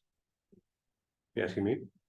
I am. A race notice only applies when the employee is going to be discussed in executive session. So Okay. if you're publicly discussing, I would advise you to refrain from talking about any employee, job performance or other things that might hinder liability on behalf of the borough and public, but the legal requirement is only if we're going to talk about an executive. Right. Then the employee has the option to have it spoken. So Greg, is my question okay, just asking the mayor about his intentions with this position, is that okay? Yeah, I think, public, yeah. Yeah, so my view of this right now is that one of the things that I think we always have to keep in mind is continuity of government. Do we have continuity? Do we have positions in place that, and people in those positions doing the jobs we need to do? As long as I've been here, our biggest gap has probably been the CFO position, although that was just for a temporary period of time, but we really haven't put a full-time person in that role, and we're trying to do that right now. I think ensuring we have the right resources in place to serve the people is appropriate. I think this particular discussion and workshop is somewhat counterproductive. I believe that I will also talk about the judge's comments and the power to appoint. And the term loophole, again, words do matter. This is a path, this is the legal path that municipalities use. Some of the comments that Judge English made were that the borough council blurred what should be a clear distinction. Adopting ordinances that are both willful and unreasonable, amounting to an arbitrary and capricious abuse of discretion is inappropriate. I also, I haven't dusted off my Latin 2 book from sophomore year in high school, but there's a term that I've been hearing a lot as I've had these discussions with legal people called ultravirus, which is a term basically means that it's acts that are outside of permissible scope of authority set forth in governing documents. Page 22 of that brief from the Superior Court commented on the council arguments recommending candidates if they fail to appoint in 90 days. It states one vote does not equate to the executive function contemplated in the Faulkner Act, meaning that you cannot minimize the power of this position, this executive position as it relates to appointment, which reserves the rights to appoint borough officials exclusively by the mayor. I repeat, exclusively by the mayor. So I'm back to continuity of government. We're committed to that principle. And I hope that everybody else up here is. I take exception to this catchphrase loophole. I think that that's a path forward to ensure you have continuity of government. So, Mayor, if I can, Greg, I still don't know if you intend to keep making this temporary 90-day appointment. that would be my intent, yes. Okay. Would it be okay if I shared what Councilman Gubatose spoke to me? I think you should all have the benefit of it. I intended to tell everyone. Obviously, for the last year and a half, the last time we had a lawsuit, everyone was looking at me to make the call. So I might as well tell everyone in front of the public and everything when I share with Councilman Gubatose. So the prior lawsuit, the judge had indicated that the change to 514J was outside the scope of the authority of the council. And that's because the change that was made to 514J said that in the event of a stalemate like this, the council would decide. The judge said the Faulkner Act that's not contained anywhere in the Faulkner Act. so I'm gonna change it back to the way it was. Okay? They're also, and when Councilman Guttosi asked me, is this, am I gonna lose before Judge English, was fundamentally his question, if Larry decides to challenge it. And I said that, you know, one, I don't know, again, because this is a very gray area, but the temporary appointment power that's contained in 514 likewise is not contained in the Faulkner Act. So if it's removed, there's nothing in the Faulkner Act that says it has to be there. So I think on its face, the ordinance is likely permissible under the Faulkner Act. It means the consequence is very simple. It means that there won't be temporary appointments. It'll just be the spot will remain vacant if you all can agree. Which is why Judge English, I believe, and I share this with Councilman Gubitosi, Judge English is a very learned former municipal attorney. And so he knew exactly what 514J said, and he knew that this would likely be the next area of discussion and debate. And so his opinion ends with working together that Councilman Gubitosi cited, because I think he knew what the next step would be once the judge doesn't have the power to rewrite 514J for you. He could only have the power to put it back the way it was. And did this as well, as long as I'm alive. So he knew what was going to happen next. And that's why he wrote that at the end. That was what I shared with Councilman Gubitosi. Now, I also shared with Councilman Gubitosi that if, you know, the ordinance on its face being permissible or not is one thing. Changing the appointments the mayor has currently made because this section disappears is another issue. And I have known judges and Superior Court judges, including the cases that I cited in my brief when I defended the original ordinance, that the judge is not going to remove municipal employees, that he's going to call them. I think I should say likely to say, person has the position, they're there until their successor is appointed and qualified, regardless of what you do with the ordinances. So if the notion is that, you know, this is being done to change, you know, physical aspects or appointments within the boroughs that currently exist, I think it's very unlikely that Judge English would allow that to happen. Would he say that this ordinance is valid on its face? Most likely, yeah, for the same reasons he said it was not allowed last time, which is that it's not contained anywhere in the Faulkner Act.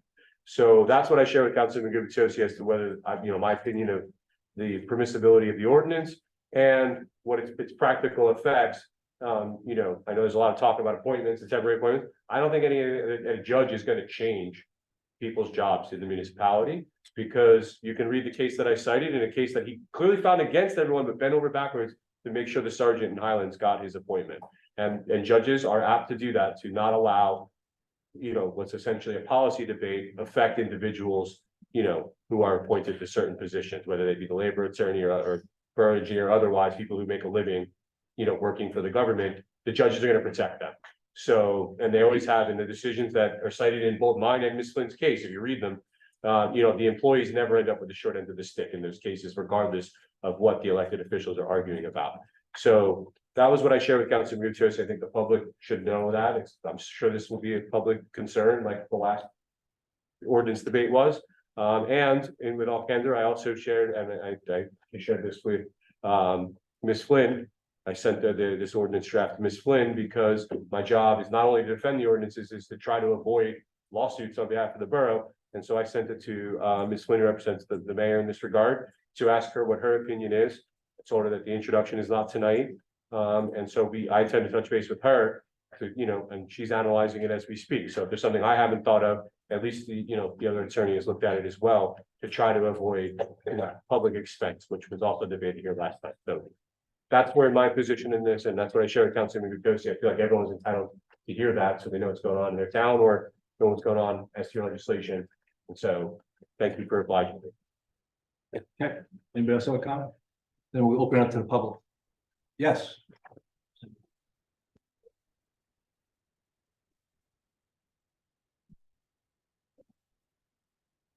Terence Wright, 406 Madison Avenue. First of all of this chat about getting along together is not going to happen. We know that. In fact, been coming to these meetings for a long time.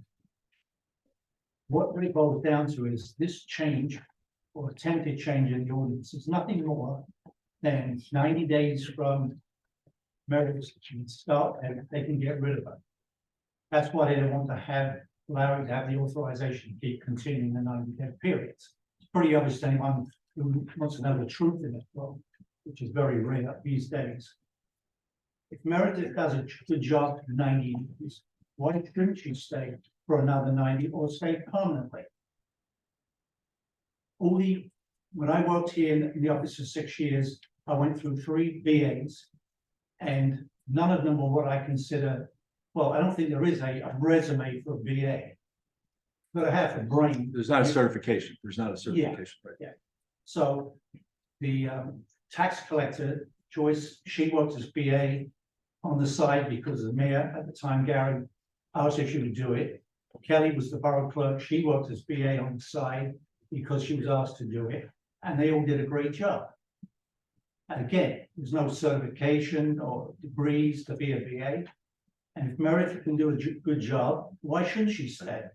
And for you guys to go as well as changing an ordinance in the guise of, oh, we want to, so we can all work together. That's not happening. We know that. If you guys have spent as much time on beating up the mayor as you did on the church, this church wouldn't even be an issue right now. It would have been completed. A year ago, the referendum overwhelmingly went down for keeping the church. And for 12 months, we've heard nothing but stalling. Yeah, that's the word, stalling. In fact. That's your word, not mine. At the debate, when we discussed who was going to run the council, we made sure that every council person agreed that if they got in, they would go with that referendum. Well, guess what? I don't see anybody, maybe they're gonna go for it, I don't know, for 12 months and nothing's happened. And like people have said in the papers and on social media, when are we gonna do something about the church? It's sitting there, just sitting there rotting away. And the decision was made November last year. In 2 weeks, it'll be 1 year, and nothing was done. So stop beating on the mayor and start doing your job. Thank you. Thank you. Anybody else? Yes. Could we, that's what, Mr. Rapp, please don't, this isn't, excuse me, this is not, excuse me, you can't, resident on resident, no, please, this isn't a free-for-all, please, Yeah. thank you. Clearly the loophole has been exposed. Name and address. My name is Thomas J. Cohen, 643 Avenue, but clearly the loophole has been exposed. Clearly, there is no ad for the job of business administrator in the leading public municipalities right now. So this is the intent to keep the person. It really violates the intent and purpose of the 90-day hold. Okay, and that loophole should be closed, not only for now, but in the future of Bradley Beach. So this doesn't happen again. There were some very highly qualified candidates that were passed over, unfortunately, and I guess we're gonna get what we get. And by the way, he referenced a few of the other business administrators. I did win a lawsuit on one who didn't handle things right. So this is what happened. Actually, two. So this is what happens when you run bad government. And I appreciate if this was on the next agenda for a first reading of the change. Thank you very much. Thank you. Anyone? Yes. Evening on Beth Road, 504 Central Avenue here in town. I would really like to thank you for finding this solution to dealing with Lion Library loophole. I mean, it's just, it's unbelievable. How about a little civility, please? For what? Civility, please. For Thank what? you. Thank you. For what? Lion. For what? Finish your sentence. I just asked for a little civility. Thank you. No, I don't have to. See, respect is earned. You've not earned respect. As a matter of fact, you keep forgetting, and I'm here to remind you again, that you serve at my pleasure and the pleasure of the people who live in this town and pay taxes. And you are supposed to be following the will of the people. Don't get it twisted, okay? Don't have it. You do. No, I don't think so. Keep Yes, you going. do. You're very Do you have a confused. comment? I'm sorry. Do you have a Yes, I'm comment? speaking. Yeah. You're very confused about your role here. I don't think. And what I'm saying to the council here is that I'm very grateful that they have found a way to stop the rules from being broken. We've made it repeatedly clear that we did not want this selection that occurred. And that it's clear by the fact that there's not currently, because an interim position infers that there is supposed to be a permanent position. And by virtue of the fact that you, for the last month, Mayor, have not been running an active campaign to fill that position permanently with people who were qualified, tells me that you have no intention and that you're going to keep following the loophole. And any attempt to stop the mayor from running over the will of the people and going against what we implicitly come in mass, not one person, I'm sorry that I'm having to say this, it's not personal against you, Mayor, it's like, not one person came. I went back and watched the video, not one person came and spoke the night that you announced that that was your appointment and spoke in favor, not one. Go back and review the tape. I don't understand the relevance of what you said. I'm sorry. You used our money and now you want us to pay for it. Your lawsuit to go find loopholes. We're done. How long do you think we're gonna put up with this? Thank you. You're embarrassing. Yes.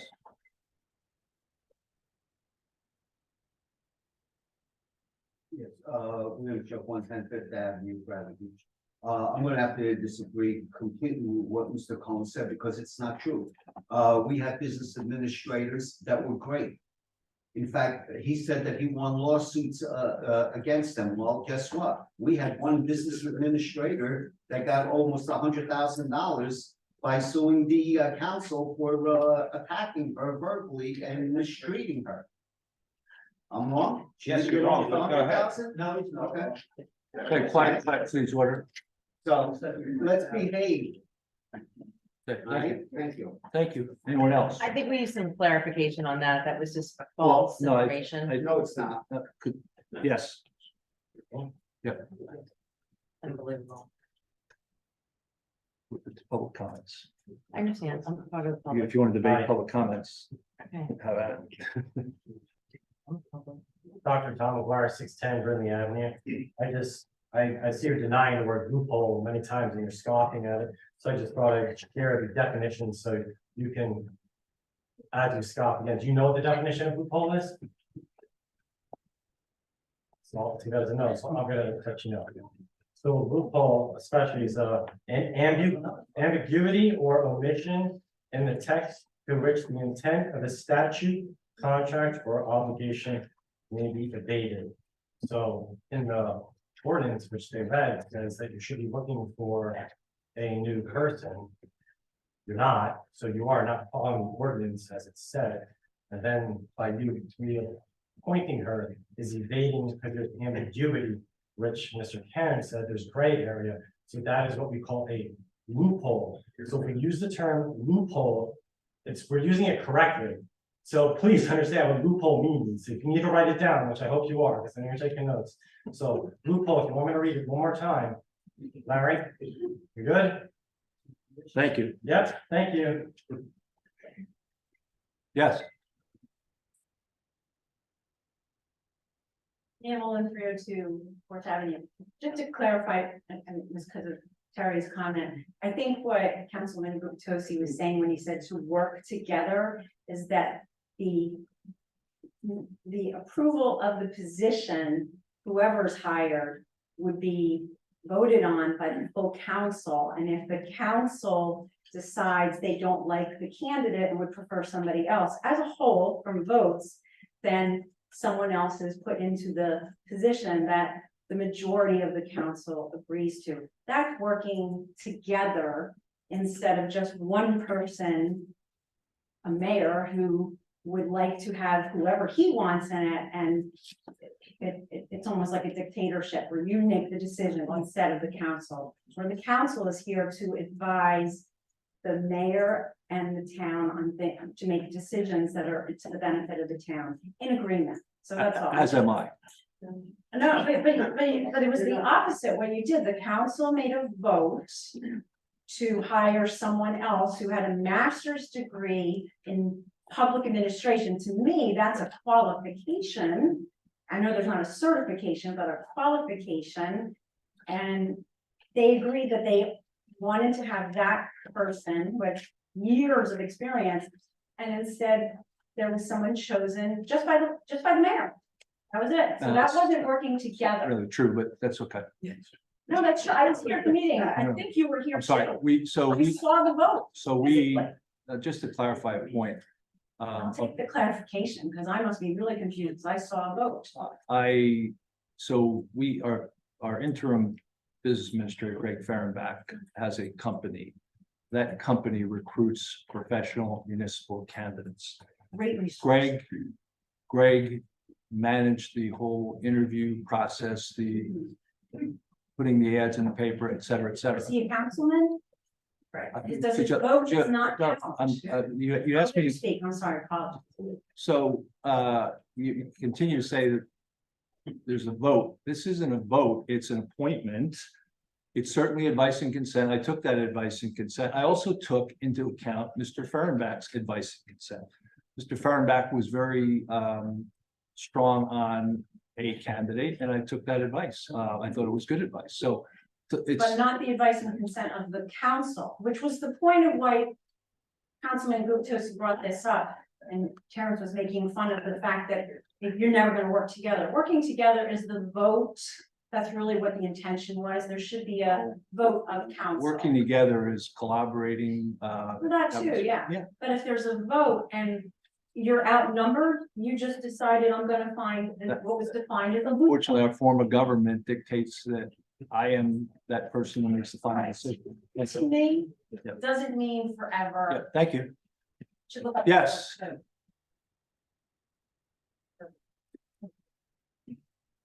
That was Val, 401 Fifth Avenue. In case you forgot, I'm the person that was here last month or 2 weeks ago, getting blasted for corruption. Move your microphone down. Um, Thanks. Anyway, what I wanted to say was that when I was soliciting the nomination for the council, and I was going to take the high road, but I chose not to do that tonight. I called each of the council members and asked them for my support. Mr. Noble gave me a cursory minute and a half. Mr. Weber and Mr. Gubitosi, whether you believe me or not, basically told me they could not, in good conscience, support me because I would support the mayor. So when you are attacking the mayor, remember that they specifically said to me, we will not support you because you will support the mayor. They don't want to work with him. They want to run the town themselves. And for Meredith, I say, how do you sleep at night? Yes.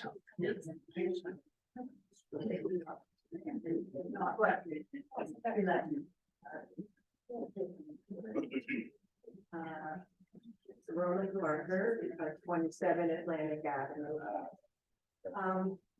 I am at a loss, frankly, to understand this action seeking to wipe out by simply crossing out a statutory power of the mayor under the New Jersey Faulkner Act, Strong Mayor Council form of government.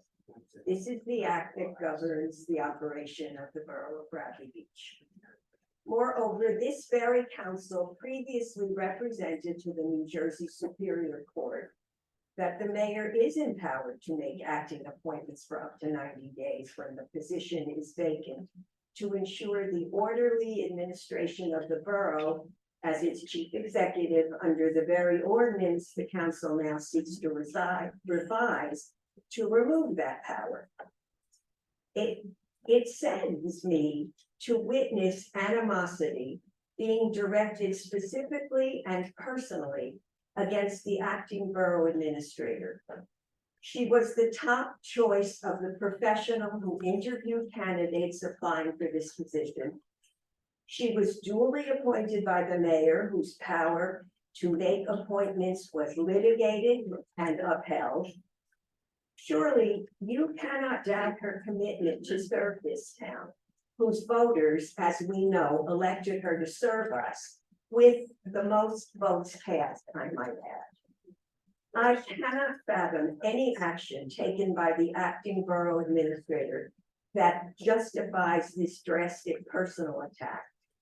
I can find no reason why firing her is so important that you would devote time and energy and a change of statutory power on this, rather than working together for the good of our town and wanting the current business administrator to succeed, and thereby finally putting an end to the string of resignations by previous administrators. I really am at a loss to explain your actions, and all I can say is, have you no shame? No, we have one. Thank you. Order, please. I'd like to. Yes. Yeah, I'm here, whatever else. City Lieutenant Tweety for that. Correct me if I'm wrong, Greg, but the ordinance that we're talking about closing the, we won't say loophole. Broken. No, you didn't. No, it's just a little. It's okay. That has, is not part of the Park Grant, correct? Did you not just explain it to us earlier? Not required, but. Required, so it's not part of it, Your Honor, just setting you straight on that. You're supposed to just address us. I am. Yeah. I'm doing it. Well, you're not, you're, Yeah, well, I can. no, you I can't. I can say anything I want for 5 minutes to anyone, truly. It is a shame, you know, again, we will applaud you guys for trying to close whatever loopholes, whatever corruption, whatever perceived corruption, whatever left turns instead of right turns are being taken. Just keep fighting. And we know you're exhausted, but keep fighting. We ask you to keep fighting, and we keep standing with you. It's funny you talk about continuity of care. Continuity of government. Continuity of government. Because I find it a little bit interesting that with all the faith, all the guidance supposedly from Greg and whatnot that led you down the path to believe that Meredith is the right person, I just find it incredibly odd that as part of our meetings, we still have the old BA signed on watching from afar. So He's a resident. it's not a he, it's a she, and it's Kim Oh. Humphreys, and Oh. she's not. Oh, So, sorry. and she's been there, trust me. Which So- makes me still question, are we paying her? Which we know we are as a QPA, which is ridiculous because you refuse to hire somebody that could be qualified for the actual job we're paying for and a QPA. You know, she's been seen texting. How do we know she's not texting Meredith? Because we know Meredith, unfortunately, you're not skilled in the job. So, you know, and you've already gotten up the left twice, so it leaves one question, what really is going on behind the scenes? So again, transparency would be great.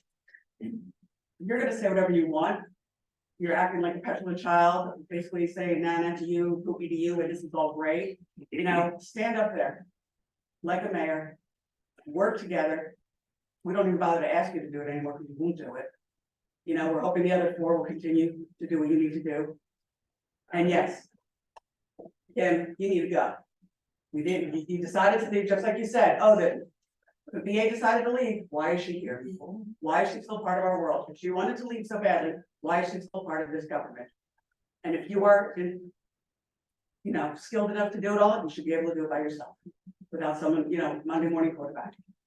So, we just get better. Let's just move ahead, please.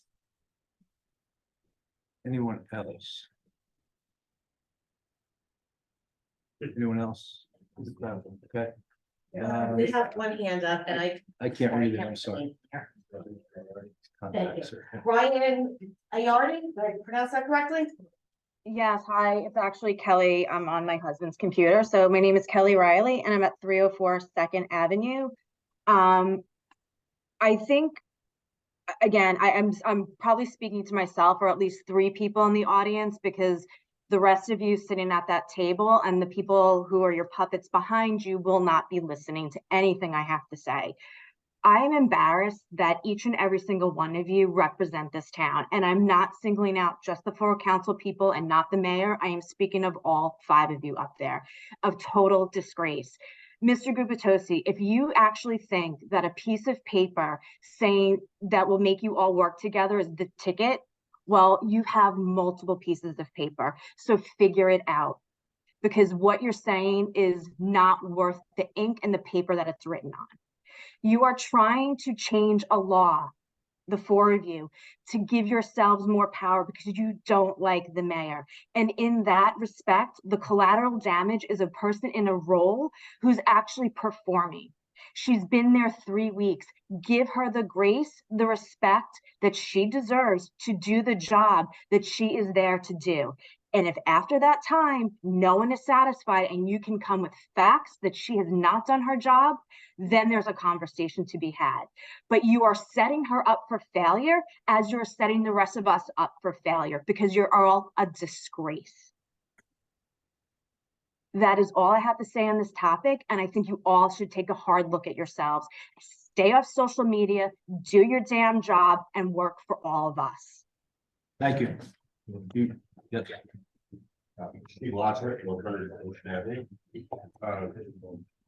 Could you get in front of the microphone so we can hear you? I'm so angry, I probably don't want to talk into a microphone, but I want us to appreciate Meredith for what she has done by taking the risk to take this position on a not permanent basis.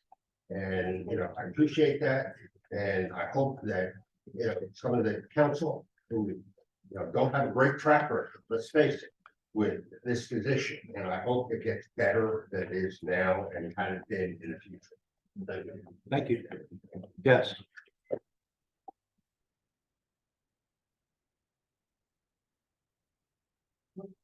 Hi, Brigitte McGuire, 610 Brindley Ave. Meredith's gonna have her 90 days as an acting VA. That's how she was appointed, as an acting VA. This is not changing a law for power. This is changing a law because an acting VA law is being used for a permanent position because there's a loophole in there. It doesn't get clearer than that. The 514J is for an acting position, period. If there is a loophole in the way that is written, that allows for a permanent job in an acting position law, then why don't we tighten it up so it is an acting position law? That was the point I wanted to make. Thank you. Okay, there's nobody else. We will move to the next agenda item, which is presentations and bids. There are none. We'll go to approval of minutes. I'll make a motion to approve the minutes of October 11th, 2023. Do I have a second? Second. Ms. Noble? Yes. Mr. Gubatose? Yes. Ms. Mahoney? Yes. Mr. Weber? Yes. Mayor Fox? Yes. Okay, public comments pertaining to the 825 agenda items only, 5-minute limit, single instance to speak per participant. Any questions on the agenda? Yes. Hi, Herb Penny, 216 Brendan. Just in regard to 2023-254. It's Leon Akabane, I don't know how you say his name. Avakian. Okay, the way that this is written, this evening by you, Mr. Mayor Fox, is additional professional engineering because BB Red Beach has a need to acquire professional services relative to the change order for engineering services required for the sanitary sewer rehabilitation phase 2 project. Isn't phase 2 done? Yeah. It is, okay, great. So, question I have is, did the Avakian company do the original bid specs? Or how do they come into play into this? Yeah, they managed this whole phase 2 job. Okay, so they put out the bid and created bid specs for $4 million. Right? Last meeting before, we were hit with a $440,000 change order bill, which we paid. So how would we bring the Avakians forward now after we've already paid the bill for his change orders, which I was told when I got up here last time on this, that no council approval was needed by our interim VA because they didn't want to slow down the project. They're great, and it was on time anyway to begin with. But now we need to pay another $18,000 to manage the $440,000 extra we got hit with because his firm or her firm or whatever did not properly specify what the cost would be. And when I went through the poorly written list on the last meeting, there was things like dirt, grassy, police, police presence, to have people man the staff. So now we're gonna pay another 4.1% overage to this firm for the $442,000 they went over to begin. Right? Oh, okay. Because I know that you and Mr. Fehrenbach are giving each other medals for keeping this under 20%. But it's ridiculous how much money we're paying in overage for supposedly we know what we're doing. Second item, newsletter. Does Bradley Beach pay for the newsletter in the bills list? No. There's no. We pay an annual fee for this company called Constant Contact. Okay, so we do, so it is paid by the town. Yes. that's Okay. correct. Great, perfect. So. I particularly called out a couple things. Have you ever made an official correction on this document? Yes. Not a revision that you send out after, but have you ever gone in and said, I have a correction to a mistake I've made to a previous? I've made a correction / revision, or I've made a The revision. revisions don't count because that, they come, we all get it, and an hour later we get the new version. Oh, no, I'm sorry. No, I've made a revision. Not a revision, a correction, saying my data that I presented. And somebody brought forward to you, which you admitted was wrong, you were gonna correct it. Have you ever corrected anything in the newsletter on the behalf of? Yep. You have, okay, great. These are recorded, right? Okay. Perfect. I was also interested, how often you use the word we tonight. Fascinating. I would challenge you to go back to any of your newsletters and say, find the word we, the council, did something. Because I look at this. If the town is paying for this, and this is your re-election propaganda stream, it should be stopped. I'm just saying, right? You had council president said, why don't you ask for our input? If that's a Bradley Beach newsletter, it should be accurate and it should be full disclosure and full input from everyone in this town. Last one I have is, how many inmates do we have in our jail? 320. I'm just kidding. I don't know. You buy that with pizza, Yeah. so I'm not surprised. I think it was a cumulative bill. Was it a cumulative bill? No, it's 6 months from April. Yeah, it was a cumulative It's a bill. Yeah. cumulative bill over multiple dates, and what it is, it's the work program, so it's county inmates that come in and do work in the borough, pick up trash, clean up garbage along the dune lines, and then basically help with DPW, and then. Okay, so it's not inmates, and I was gonna say, it's for police officers, they Would it- do a police blog every week, and I was gonna say. Well, we also have an agreement with Neptune City that they use our jail. So we feed their president. In reference to the bill list, it's regarding the work. program. Yeah. Thank you. Yeah. Okay, no other questions. We'll move to the next item, which is, oh, I'm sorry.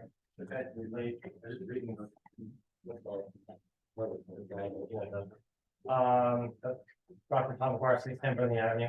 I just had a question about the resolution about the due diligence process. I've heard that word so many times about the telephone poles. I've heard absolutely zero about them. And now we're going to do a due diligence process for developing changes to the borough parking. What is that? What are we doing? It's just it's a review process, basically. Well, we reviewed the what's called the telephone poles, and I know nothing about the telephone poles. We just had an inventory. And that was done when Ms. Humphrey was here. We were supposed to have an inventory and told due diligence was done or being done on the telephone poles. So is this another waste of time that we're gonna have? Or what are we actually looking to do for our parking? Change it, stripe it? What are you gonna be talking about? It's not anything with specificity right now. It's just a general comment. It's not specific to any project. Okay, so, okay. The other thing, I had a question on the tourism thing.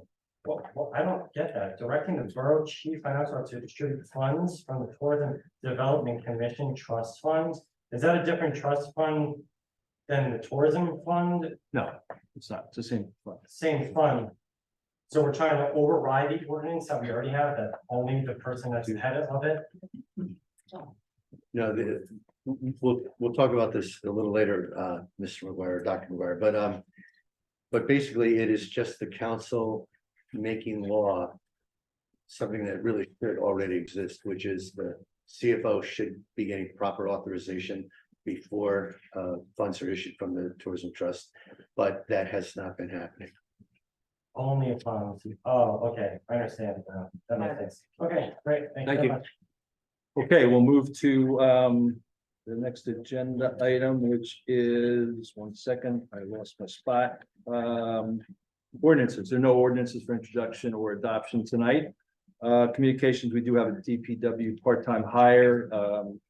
We've lost a couple of employees there. We're trying to backfill with some seasonal kind of work. We'll go to resolutions.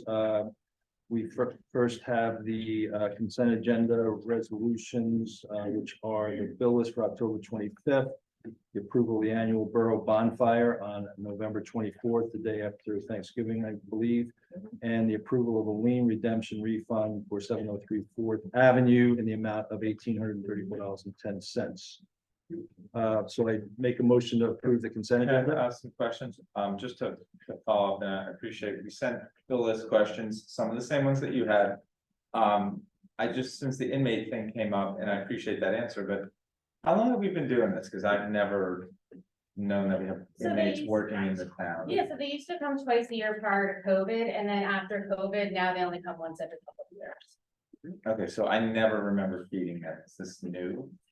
I mean, and do we have, like, it's strange that the county would say, here, have these free workers, you just have to buy them $500 for the pizza. I mean, it's just some kind of weird arrangement for me.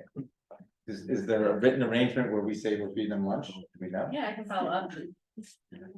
Does anybody agree that that's kind of strange? Like, No, I mean. he says no, everybody out there is going yes, okay. Well, Oh, I just think it's strange. I've never seen that before, so, and the other question, I know you answered this.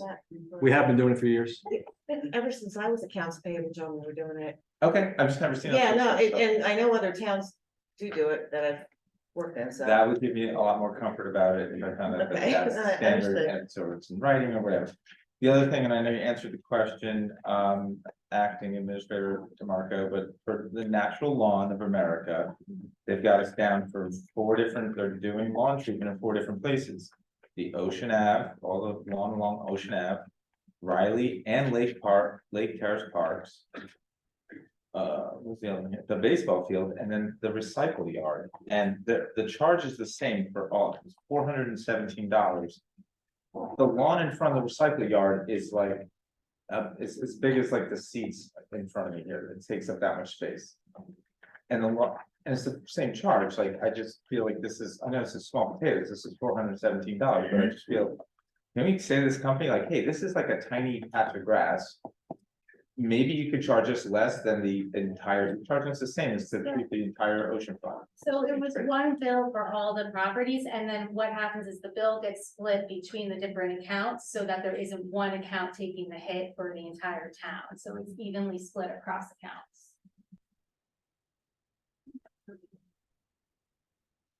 Okay. I would offer that maybe the recycle yard doesn't need to have like super duper green lawn in the 15 feet between the sidewalk and the fence. Like, I know we all pull our cars through there and it's beautiful the second that we drive through there, but maybe we don't need natural lawn. That's all. Thank you. So, that's all my bill list questions, thanks. Okay, make a motion to approve consent agenda. Second, Mr. Noble? Yes. Mr. Gubatose? yes. Ms. Mahoney? Yes. Mr. Weber? Yes. Mayor Fox? Yes. Okay, individual resolutions. The first is 2023-254, authorizing award of proposal for additional professional engineering services with Leon Avakian for sanitation sewer project phase 2. Make a motion to approve 2023. Can we just, since there's a question of this, can we just like offer a little explanation? I mean, my take on this for the resident that asks is. Yeah, there was a whole lot, there was a change order, whatever, hundreds of thousands of dollars, and this is the engineering that was related to that. I mean, I don't know. I'm totally comfortable with this. I wouldn't characterize it as like mistakes that, you know, things change. I can't even remember now what the $400,000 change order, what they actually did was all about, but this was the engineering on their end, so, I'm actually comfortable with it. So, and you were busy making a motion, Mr. Mayor, so. I made a motion. Second. Mr. Noble? Yes. Mr. Gubatose? Yes. Ms. Mahoney? Yeah. Mr. Weber? Yes. Mayor Fox? Yes. 2023-255, approving agreement with Avon by the Sea to share goose control expenses. I'll make a motion I'm sorry, to Mr. Mayor. approve. I have a quick question. Yep. Ms. DeMarco, my question is, I know that the total cost for next calendar year is $4,000 divided evenly, 2,000 each. Well, for the last 2 months of 2023 and all of. That was gonna be my question. I didn't know if we had a separate payment for the last 2 Nope, this months. is gonna encompass it. So it sounds like you've got us a bargain or somebody did, because originally they want us to pay. Yeah, I think they worked it out. I think Alex Hughes wanted to, work with both boroughs. Okay, great, thank you.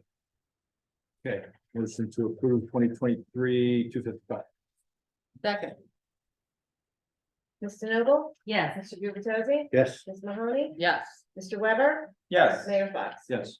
2023-256, approval of police department to donate surplus special police utility pants to 2 local nonprofit organizations.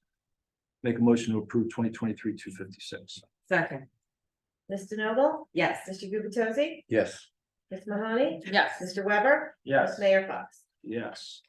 2023-257, a resolution in support of establishing a due diligence process for developing changes to borough parking within the borough, including merchant and resident engagement and governing body approval. Make a motion to Just a approve quick 20. comment, Mr. Mayor. Sure. I know a resident just asked about this, and just to elaborate a little further, there is no specific action plan. No, as far as I know, no plans to change parking, but what we're trying to do here is just identify, I'll call it, rules of engagement that the residents, the council, the mayor, everyone agrees to. And what we're saying here is, parking is a very important policy issue governing Bradley Beach. Therefore, we really want to have a process that we all agree to that will include, if any change wants to be made by any member of the council, by the entire governing body, it has to work this way. One, we need a qualified engineer doing the study, making recommendations. Two, we need the council educated, and most importantly, the public educated. This references that we could have town hall meetings or handle it at council meetings. And then three, any final decisions will be decided upon by the council. And this is just to make sure that one-off projects don't occur without residents knowing or council knowing or whatever. Okay, thank you. So I made a motion to approve 2023-256. Second. Mr. Noble? I'm Thank you sorry, for this. 257. I'm sorry, I said the wrong one. Okay. Thank you, Councilman Gubatose, for this. Yes, I say yes. Mr. Gubatose? Yes. Ms. Mahoney? Yes. Mr. Weber? Yes. Mayor Fox? Yes, 2023-258, authorizing the borough engineer to make grant applications to the New Jersey Department of Community Affairs for Boardwalk Preservation Grant Program to extend the bulkhead and promenade from Third Avenue to the borough's municipal border with Avalon by the Sea. I would like to make a comment about this. Sure. Granted, this is just to make an application to this new boardwalk fund, which is a new thing created by the legislature and Governor Murphy, but the idea of extending the bulkhead, I mean, think about it, at Third Ave, it kind of takes a turn to the west and then it goes down very near street level, thereby providing very little protection to essentially the southern third of our town. And in 2017, I was on the council, I identified that this is the thing, like, we should, extend this bulkhead to the border of town. It's a huge thing, it's gonna cost millions of dollars. But I think we should do it. It's the right thing to do, where everybody lives in that part of town. Around Sandy, I mean, the flooding was essentially around Sylvan Lake, because it's a nor'easter and our bulkhead worked for 2/3 of the town and it just kind of went right over Ocean Ave and everything in that southern part of town. We have no idea if this is gonna work. This is a new territory with the whole, applying to this new boardwalk preservation program. But I guess that's the mayor's idea, which is a good idea, and I just want to explain like the whole concept of why we want to extend the bulkhead. This is not for fun, this is something that I identified years ago, like we really. Yeah, I appreciate it. It's my idea, but it's actually in the 2014 master plan too, to look at addressing that. So we initiated this basis the fact that, to your point, the south part of town got hit pretty hard with Sandy. One of the reasons for that was the Sylvan Lake flu didn't work. But be that as it may, if you look at Avalon, if you look at Ocean Grove post Sandy, they were a mess. We fared very well, except for the southern part of town. Storms aren't going to get any better. There's $100 million earmarked in the budget, the state budget. If we can slice off a piece of that. This is a multi-year project, but I think it makes a lot of sense. And we, actually, the other one we're gonna do at the next meeting. We do have another one that, we're kicking around for something on the boardwalk that, hopefully will, also enhance the boardwalk. But yes, so thank you, Councilman, for those comments. So I'll ask for, the second for 2023-258. Ms. DeNoble? Yes. Mr. Gubatose? Yes. Ms. Mahoney? Yes. Mr. Weber? Yes. Mayor Fox? Yes. 2023-259, directing the Borough Chief Financial Officer to disperse funds for the Tourism Development Commission Fund only in receipt of resolution from Tourism Development Commission. Make a motion to approve 2023-259. Quick comment. Just for the benefit of the residents, someone asked about this earlier. We, the Borough of Bradley Beach have had some inconsistent practices. Change in government, change in individuals, but we've had some inconsistency in how disbursements are made from the tourism trust. They technically, in all municipalities that have a tourism trust, they really should get authorization from the CFO. Only upon the CFO getting authorization from the Tourism Commission via a resolution. We have not had that consistency, and we thought as a council, the clearest way to make sure that going forward, we're aligned with our own tourism commission law, is that we would just create this resolution to state emphatically, we have to follow the tourism commission's rules, which mean tourism commission wants to spend money, they pass the resolution, and Ms. DeNoble has educated me on a lot of this. I don't know, I think about it, I don't know why I'm speaking. But the commission has to pass the resolution, the CFO gets that resolution, authorizes the disbursement.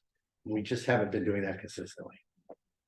Did you hear that? No, well said, yes, yeah, we had a lot of questions about a lot of expenditures, now it's gonna be very clear. We are in the process of hiring a CFO, so hopefully this will get done. I think we have 3 resumes in, I'm looking forward to meeting with that person, so we're on the right track here, thank you. Okay, thank you. So make a motion to approve 2023-259. Second. Ms. DeNoble? Yes. Mr. Gubatose? Yes. Ms. Mahoney? Yes. Mr. Weber? Yes. Mayor Fox? Yes.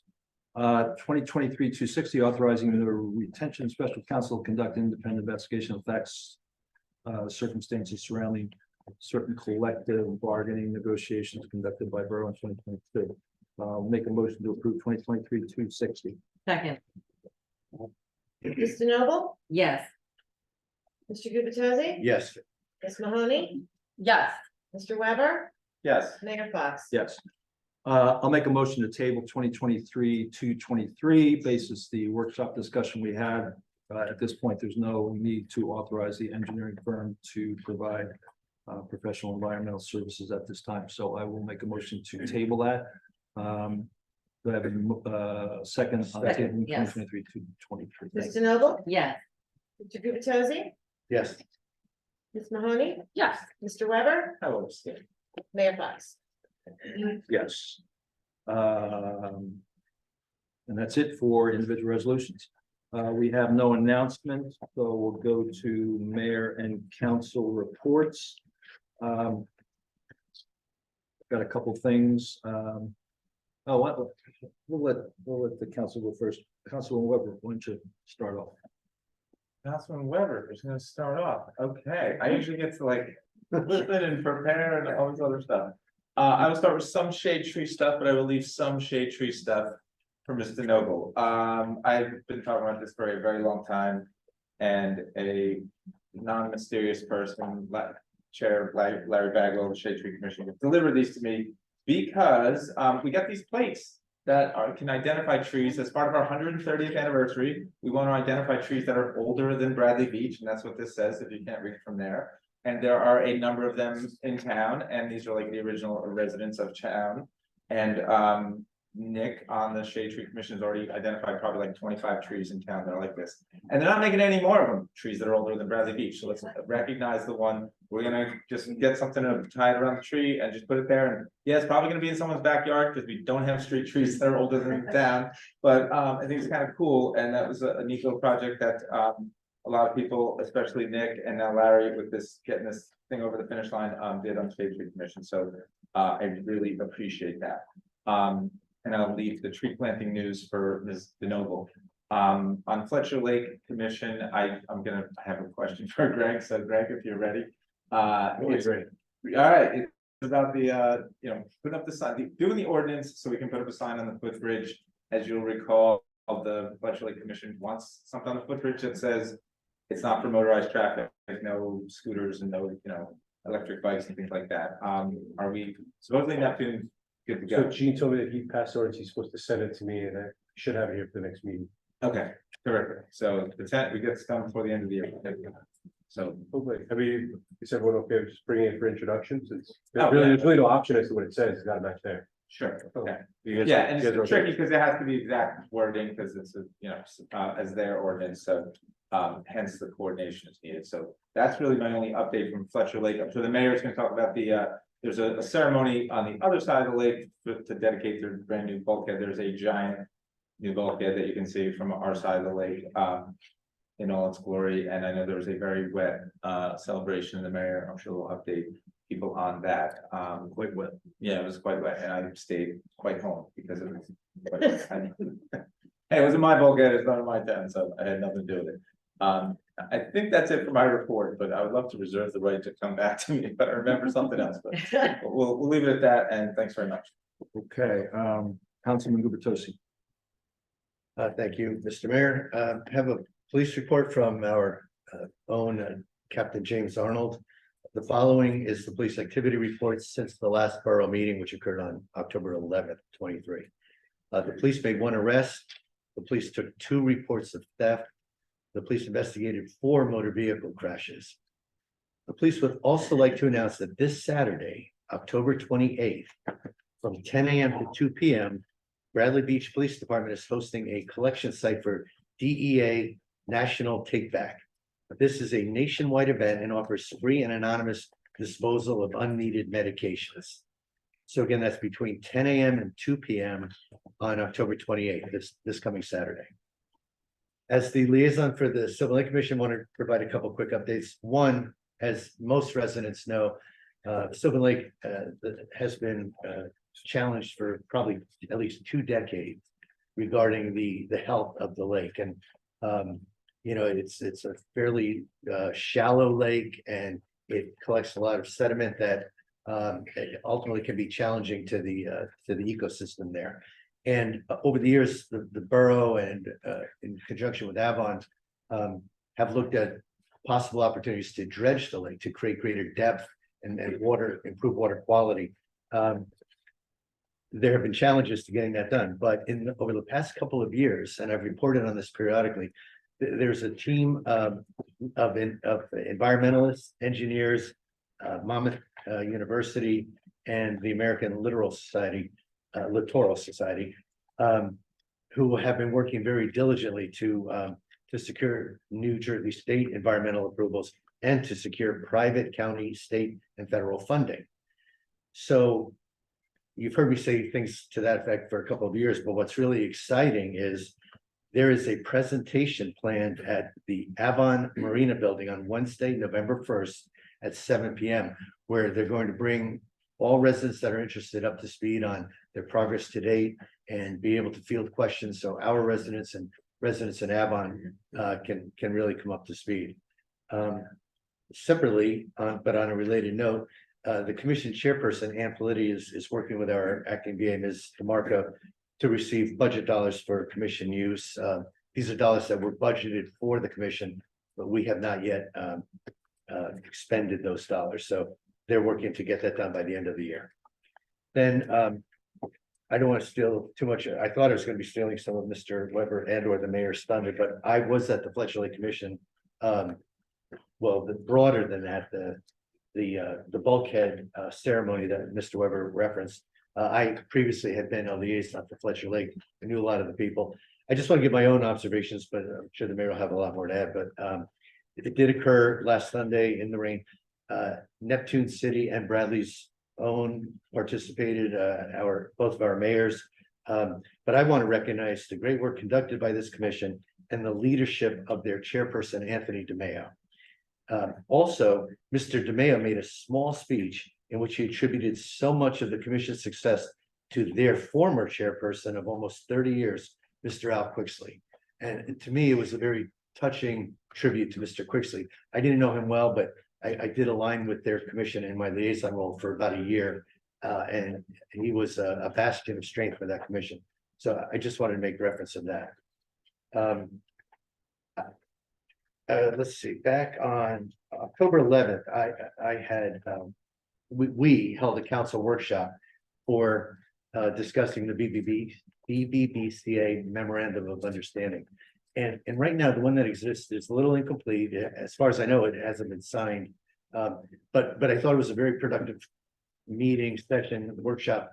But you know, I did ask and followed up with Ms. Gavin in particular to say, hey, what can we do to start going on this process of updating the memorandum of understanding between the Borough of Bradley Beach and the BBBCA. And this is particularly important because we have had confusion over the past, month or two related to Tourism Commission and how Tourism Commission events fit in with broader community events governed by either the BBBCA or the borough itself. So we've had a little back and forth, but I just want to raise this issue. Hopefully Ms. Gavin is listening, or I'll try to get her the message. But as much as for Ms. Gavin as for our administration, our business administrator and our mayor, I would hope that we could begin the process of evaluating what edits we want to make to that memorandum of understanding soon, before the end of the year, so we can hit January 1 running. We'll have a letter of understanding, we'll all agree, the appropriate authorities will sign.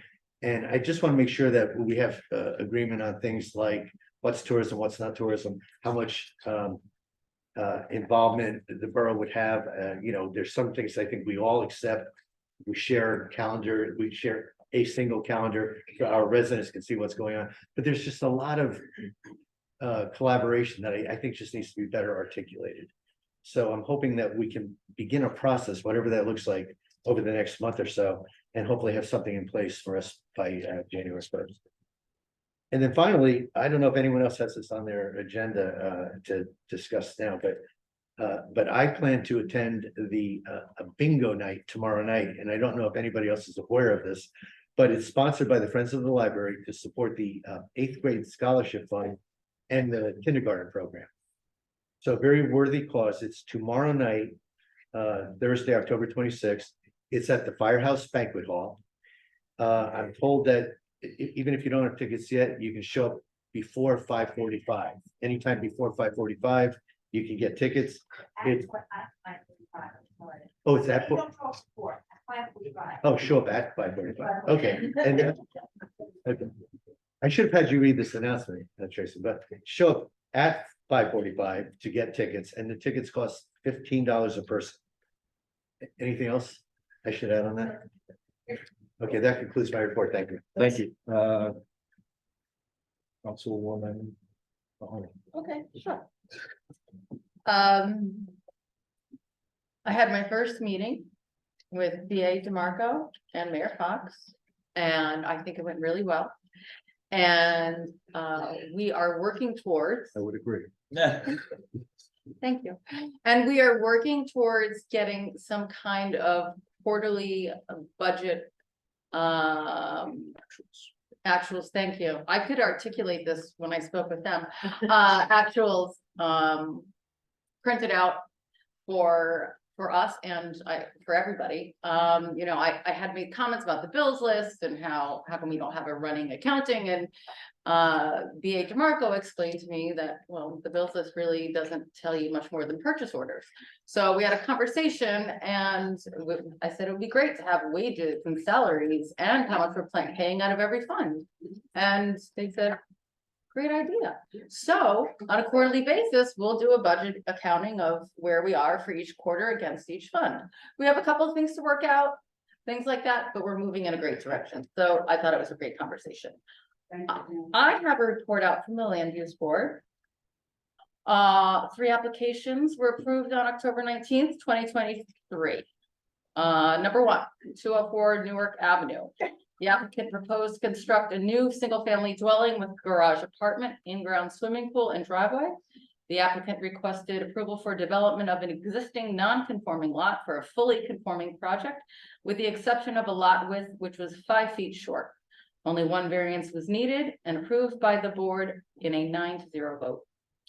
127 Cliff Ave, applicant proposed to remove the first floor sunroom and second floor deck at the rear of a dwelling and proposing to construct a 2-story addition to the rear of the dwelling. Variances were required for an existing side yard and rear yard setbacks along with building height. A new variance was granted for an additional AC condenser unit. The 4 variances were approved by the board in a 9-0 vote. And 301A Park Place Avenue. The applicant proposed to demolish the existing dwelling along with all site amenities and construct a 2.5-story dwelling with front porch. Variances are required for front yard setback to the dwelling, building coverage, number of stories, and no parking spaces. The 4 variances were approved by the board in an 8-1 vote. Thank you. That is my report. Thank you, Council President Denovan. Thank you, Mayor. The Bradley Beach Board of Ed had their meeting on October 17th as liaison. I attended, and they had very good news. They had the presentation of the 2022-2023 NJSLA scores. Do you remember the Iowa test when we were kids? Similar to that, but different. So the staff and the students have been working very hard to increase their scores every year. And this year, they were hugely successful. In math, they had a 10% increase in proficiency. In English language arts, they had a 20% increase in proficiency. Dr. Heidelberg, the superintendent, has said he has never seen this in his 20-year career. So congratulations to the students and the staff at the school. The shade tree. Bradley Beach is 24 trees richer thanks to the Bradley Beach Shade Tree Commission. They had a biannual tree planting on October 14th. Black tupelo, redbud, and Platanus acerifolia were a few of the species planted throughout the borough. I also volunteered that day and I demonstrated how to plant a tree. The commission is so grateful for the honoree sponsors, which were Narit Barron, Susan Stone and Tom Gavin, Karen Ostrowski, Thomas Coan, and Frank Morris, as well as the residents that took the time to fill out a tree permit and pay the $50 application fee. Those donations subsidize these events. They are also very grateful for the Bradley Beach Department of Public Works, as they did an amazing job with the heavy lifting, digging 24 holes, delivering the trees, installing watering bags, and 48 stakes in like one day. It takes me one day to dig one hole. Now, the mayor and I and the acting BA met on October 17th, and one of the subjects we talked about was the Tourism Commission, and the mayor is assessing our requirement to spend 50% of the tourism money on a state statute that says we have to spend the money on advertising. He's going to communicate with Senators Gopal, Singer, and O'Hanlon I have. to, oh, okay. Just Gopal and Singer, and I've already received the response. Their Gopal's administrative assistant or legislative assistant is on it. I'm sorry, The legislative assistant for Senator Gopal is working through it right now. okay. So I did test with another town. I won't say which town that has a tourism trust, and they were clueless about it too. Okay, And they saw that as a big issue for them. it is. Yeah. You know, the statute's from like 1982, when people actually did advertise. Now, a lot of times we advertise on Facebook and social media, which is free. So spending 50% would be a tough order to follow. We also discussed the commission, the path forward and ordinance changes. I recommended that we have a committee, and there has been no meeting yet, but I will report back to the governing body when it does happen. Also with tourism, let's see what else we have here. Oh, there's going to be a tourism meeting on October 31st, 10 a.m. via Zoom. And some really cool events are coming up. Spectacular events are coming to town during the annual Bradley Boo and Bradley Beach. This Sunday, October 29th, the Bradley Beach Tourism Commission holds their 4th annual Bradley Boo, which is a trick or treat down Bradley's festive Main Street. Event starts at 12 p.m. and goes till 4 p.m. From 3 to 5 p.m., the Bradley Beach Rec Department hosts their 2nd annual Trunk or Treat in the municipal lot. There will also be free face painting provided. And then this amazing day continues with the annual Halloween parade that starts at 5 p.m. and is hosted and sponsored by the Bradley Beach Fire Department, our local heroes. Register for the Halloween parade at 4 p.m. at the Bradley Beach Firehouse at 815 Main Street. The parade starts at 5 p.m. Awards for the best floats and costumes will be given in the following age groups: 1 to 3, 4 to 6, 7 to 9, and 10 to 14. You're out. Next, we have There's also a senior award. oh, okay, you're back in. Okay. Also, they're Same person wins every year, because there's only one person who competes. Yeah. Oh, how, what is a senior at this point? 65 or, okay. Note to self. Not my contest. Okay, we'll have to check with them. And also send your photo of your decorated Halloween home to tourism@bradleybeachnj.gov for a chance to win some great prizes provided by our Bradley Beach businesses. Submission deadline is Friday, October 27th, and the winners will be announced Monday, October 30th. I do have a quick informal survey that I hope you can help me with. The night before Halloween, when I was a kid, it was called Goosey Night. Anybody? Okay. Cabbage Night? Mischief night. Mischief Night. Captain, do you got this? Mischief. They're all calling it Mischief Night. You have a lot of work to do. Jersey's mischief. Everybody have a great Halloween and please stay safe and stay out of trouble. Thank you. That completes my report. Thank you. I've got a couple things I'm gonna have to get back and forth on glasses, because I did not get the library report on my type, so I've got to read about a 2 font here. You can turn sideways and be bigger. Did that- Only did if your it? phone rotates. There it goes. Just give Hey, it a that's second. big. There. Thank you. That is better. Thank Problem about it. you. So I'll be able to. Great, thank you. I'll get that. That's the last thing I gotta do. Okay, got just a few things. We did show, as a community, some great support to, we mentioned at the last council meeting, supporting Israel and supporting, our residents and, what's going on there. We did mention that there was going to be an event. There was an event on the Sunday, after the council meeting, and then I think the Tuesday after the council meeting, there was an event at the, synagogue that was, orchestrated and led by Rabbi Maury Kelman. The biggest observation that I drew from one of the congregation members was they were thrilled that the percentage of non-congregation people in the meeting was pretty significant, like 1/3 of the people that the person felt as though was. So they felt like there was a high level of support from people in the community. So that I thought that was great. There were a number of people that spoke at that, and it was a very moving event. And it was multiple towns and multiple faiths that came up to that event. We talked a little bit about rain last weekend. The Clean Ocean Action had their beach sweep on Saturday, and some brave people braved the early morning. Rona Parker, Liz Hernandez, who's the chair of the environmental committee, and Dan Leas did a great job to the extent that the weather was brutal. So they had people out there and they were picking up stuff. So that was great. As mentioned by both Councilman Gubitosi and Weber, Fletcher Lake bulkhead replacement dedication was Saturday. A lot of lifeguards there from the Neptune side, although Neptune and Bradley were able to use the boat launch for training of lifeguards. They don't want them to start training in the ocean until they get some lake experience. So that was a big bonus. It was about a $1.2 million project. And one person that we haven't mentioned that's really been on the Fletcher Lake Commission from a elected perspective. I was on the Fletcher Lake Committee, he was on it. I think Councilman Gubitosi he was on it, Councilman Weber's on it, he was on it, and that's Robert Lane, councilman from Neptune.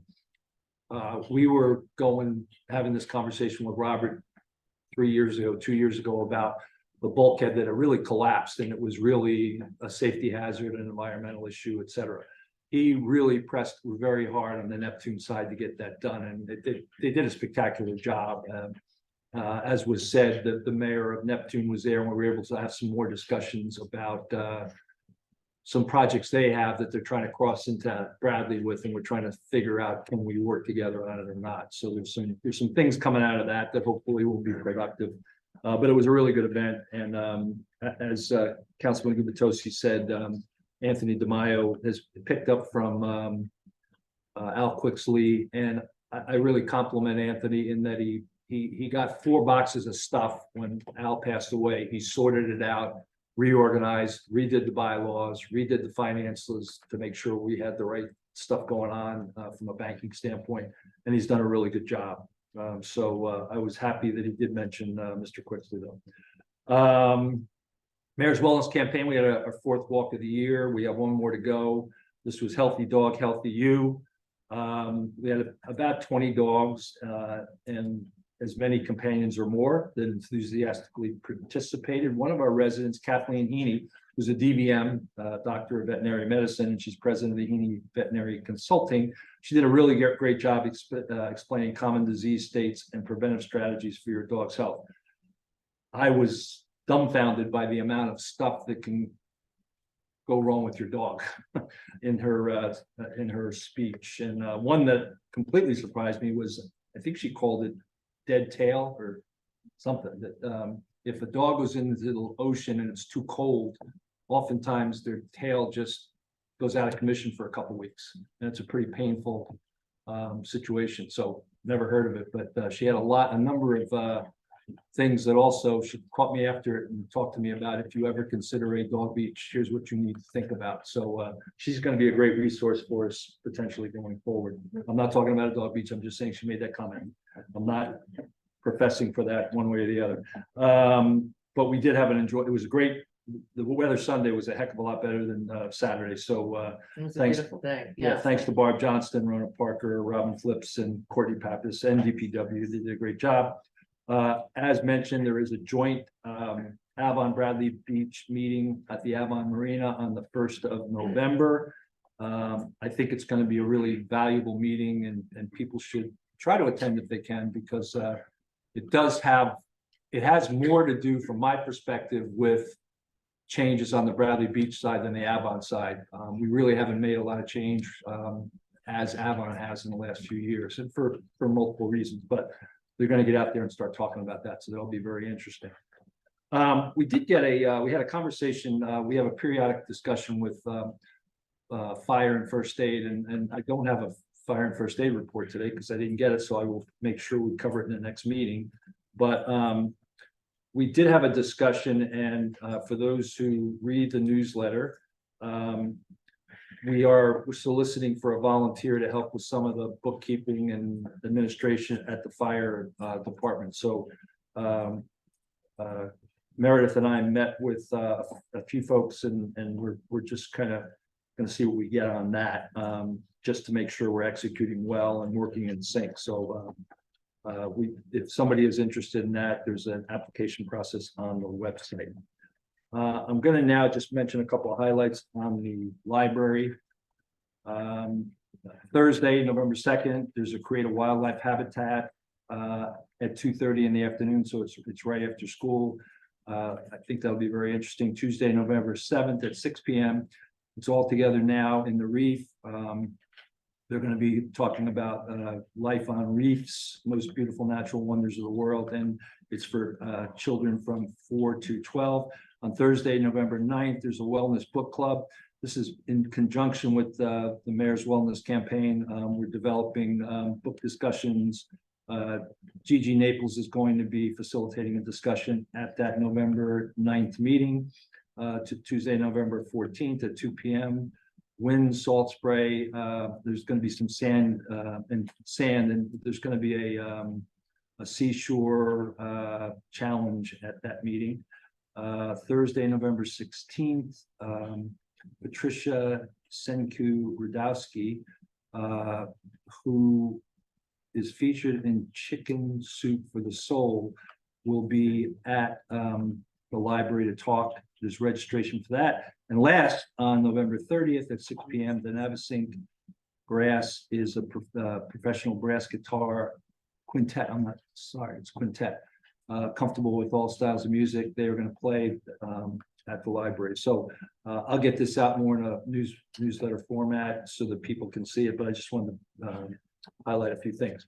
So that is my report, and we'll now go to the next item. I didn't miss anybody. That is, sorry, it's comments. Next item on the agenda is public comments. So are there any public comments? Yes.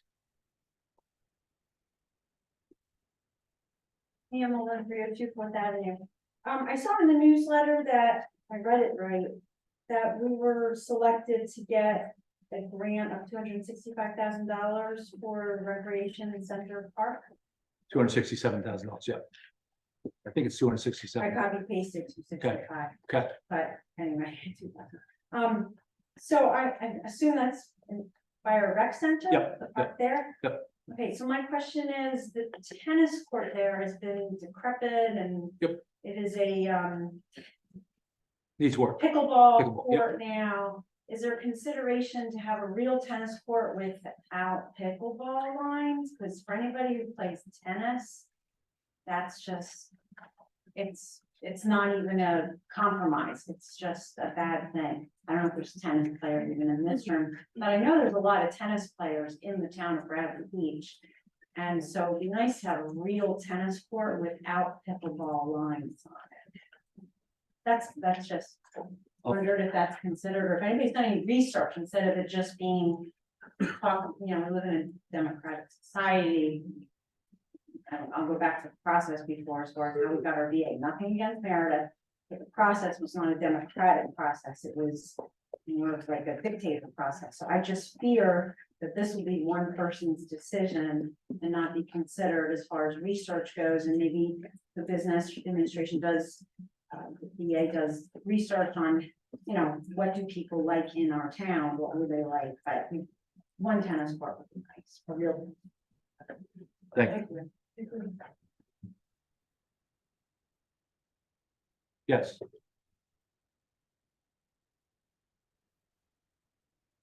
Hi, Brian Downey, 619 Fourth Avenue. I would like to bring to your attention to the volume of, I would like to bring your attention to the volume and hours of trucking that happens in the alleys between 3rd and 4th Avenues and 2nd and 3rd Avenues, servicing the local residences and businesses. Trucking begins as early as 5:40 a.m., including Saturday, and the larger portion of trucks happen before 7:30 a.m. for any given day, except thankfully Sunday.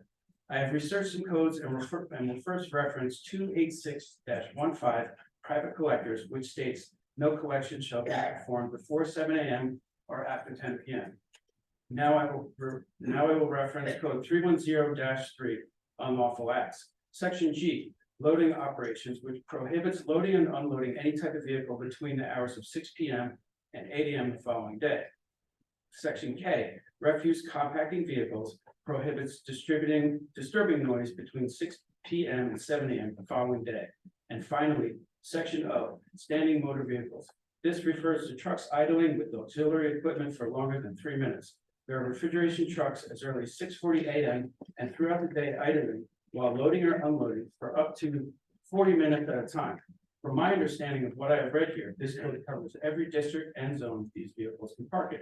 This particular delivery I speak of is dropped off, left outside in an insulated container and brought inside hours later. If there is no one needed to receive the delivery, then it doesn't matter if the delivery is made later.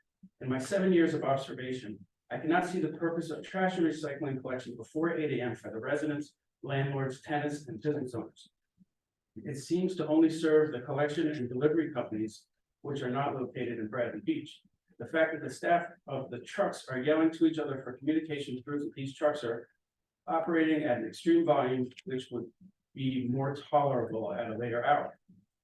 I'm hoping these codes can be visited and adjusted to ensure clarity for the residents affected, landlords, and business owners who require trucking. This will give those in need of trucking the guidelines in which to operate, and residents will be able to accept the trucking with the knowledge that quality of life has been considered by the council and the mayor, and we can all exist cohesively as neighbors. Thank you. Thank you. Yes.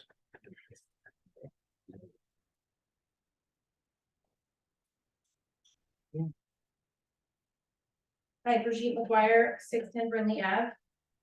At the last council meeting, my husband mentioned the noise ordinance.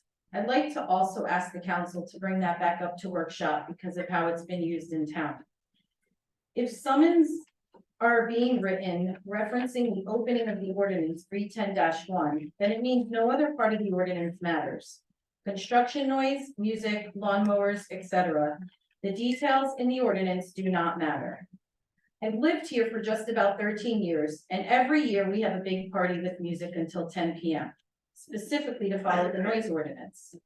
I guess to say we have had the police show up with a noise complaint before 10 p.m., maybe 2 to 3 times out of those 13 years. And each time I assure the police that at 10 p.m. the music will be turned way down or shut off. And their response to me would be something like, great, if we get another call before 10, we'll drive around, run some time down since it's close to 10 o'clock. But if the music is still loud after 10, we will have to come back and issue you a summons. They never had to come back.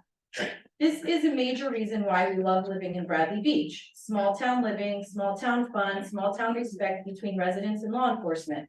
I always felt comfortable raising my kids here, waving and saying hello to the officers in town. However, I had a very uncomfortable situation this past July. Literally one day after I put a recall Mayor Fox sign in my lawn and posted it on social media, it just happened to be the day before my big annual summer party. Long story short, police came around 8 p.m. with a noise complaint.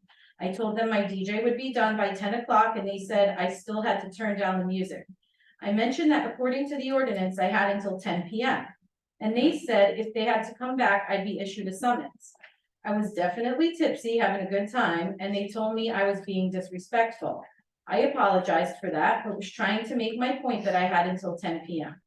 They left, we continued our party, and they came back into my yard for a second time around 9:45 p.m. and wrote me a ticket. I fought this ticket and learned the police, prosecutor, and judge stand by that first paragraph of the noise ordinance 310-1, which throws every other detail of the noise ordinance away. How are we as residents to know when and if we can have a party? When and if we can use our leaf blower, lawnmower, sneeze on our porches, have loud kids playing, if the way that our law is written means nothing? Was I being retaliated against for putting up a recall Mayor Fox sign? For a good 11 of the now 13 years, I never made a peep at council meetings. I didn't even attend. This summer, I had a great amount of people walk by my home and some even rang my doorbell saying they loved my recall Mayor Fox sign, but they are scared to take one and put one out. The common phrase was they are afraid of retaliation. Whether it was that they are doing work or planning to do work on their house, afraid of getting pulled over, or just in general afraid. This is when my heart began to ache at how many people don't have a small town comfort when it comes to government here. And my mind spiraled with how we are really all supposed to work together. Our tax dollars, our heartfelt donations, our attentiveness to making things better together. Spending time at town events, raising money, donations, food for those in need, holiday drives, supporting the PTA and the school, helping kids or the elderly cross a main road. All these beautiful things start and end with how we are governed and protected in our town. We all live here because we love it. Believe me, if that summons came at 10:01, I'd be the first to plead guilty and pay that fine. But that's not how it happened in my backyard. I probably wouldn't be too proud of the body cam footage with a few drinks in me with wet hair wrapped in a cover up from being in the pool. I at least was in better condition than my husband. But the one thing I thought I was doing was following the law. I'm disheartened that if we have a community of people afraid of retaliation, how free are we really living in our beloved Bradley Beach? So council, I know you recently worked hard on this ordinance, but I ask that you take another hard look at the ordinance so that the residents and the police can work together, having some consistency across the board. Thank you. Thank you. Yes. Beth Kepler, I'm with Fourth Central here in Bradley. I'd like actually to piggyback a little bit off Ms. McGuire's statement in regard to retaliation. I did come here in the first week, I don't remember the date, but it's on record, the first week of September. And I came and mentioned here during public comment that my house had been entered and that I had retained the evidence of that. And I didn't call the police because I felt like it was in direct retaliation for my statements. I'm not gonna reveal what it was that was left, but it was definitely an act of intimidation. And I just want to state again on the record that it's not lost on me that I didn't get one follow-up phone call, not one comment, not any concern from the people that should have taken interest in my comment. That said, I'll move on to my next matter that I'd like to bring up. As a legislative body sitting in front of me, as a taxpayer, a resident, and a constituent, I would like to, seeing that we have lots of loopholes, I've been reviewing some things, and I'd like to bring everyone's attention, just as an example, not to draw attention to one specific town, but just so that you can get an idea of what I'm talking about. If everyone goes to staffordtownship.gov, you can see that all the elected officials on that page, when you pull up the page, you can see the mayor and all the council. And I like the transparency that I see there, and I think that we should follow suit. I don't know where that would fall, whether that would be an ordinance or a resolution. You guys can work that on a legal basis, but I think that there should be some qualifications and transparency in terms of the verbiage such that future council members and or mayor or elected officials be required to provide for the public their professional resume and affiliations or memberships in any of the following: associations, secret societies, clubs, boards, public and private, lodge members, commissions, volunteers, sorority or fraternal organizations. I think that that would be very important. It would improve and strengthen the trust between the residents and constituents and their elected officials. It would expose conflicts of interest when it came to bidding and favors being given or money being embezzled or not. It would create transparency. And I think it's the public's right to know before choosing to vote for an individual or not, whose values do or do not align with their own. Thank you. Thank you. Yes.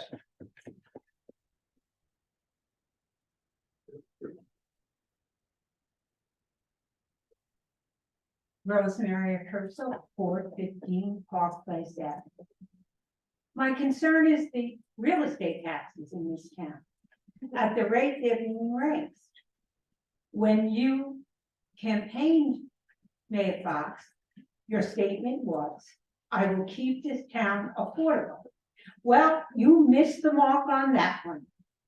The rate of tax increase for real estate is ridiculous for everyone in Bradley Beach, but especially for your seniors, people on fixed incomes. How do you expect them to keep up? And now your plan is to raise them another 4%. So I'm not quite certain how Bradley Beach is staying affordable to everyone. It's not. And I think you really need to reassess that, because what you're going to do is push your seniors right out of their home because they can't keep up and they're living on a fixed income. And I think you should take that into consideration, but not only for seniors, for anybody who owns real estate. The cost of living in America is outrageous. And now we just keep raising the real estate tax, I don't understand how anyone can think that as Americans, we should be pushed out of our home because we can't afford to pay the tax.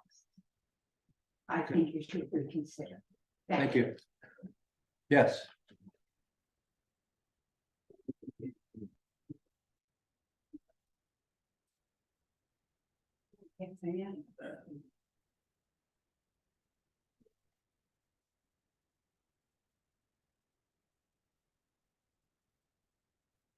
Nancy Meadow, Ocean Park condominiums. My comments are a little disjointed as always, but really, it basically comes down to standards for the most part. I'm just gonna throw out there a couple of information, because whenever I bring up our bill list and things like that, it's always blamed on Edmund, the lack of answers. There are other softwares that the state of New Jersey allows for municipalities other than Edmunds. Someone might want to look into that, or utilize Edmunds appropriately. Mr. Gubitosi, I don't think you're gonna get much work done with the BCA.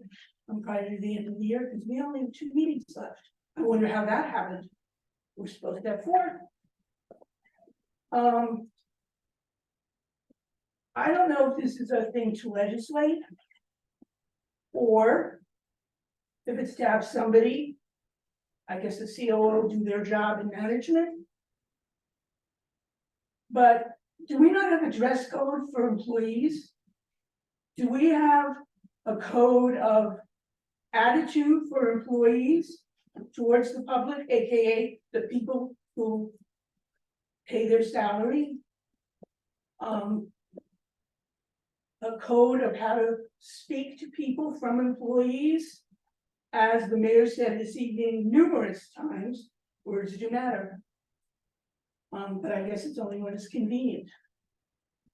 I also want to point out that I come up here and I make an umbrella of employees. I make an umbrella of departments. I do not ever single out one particular person. If you connect dots and figure that out, that's on you.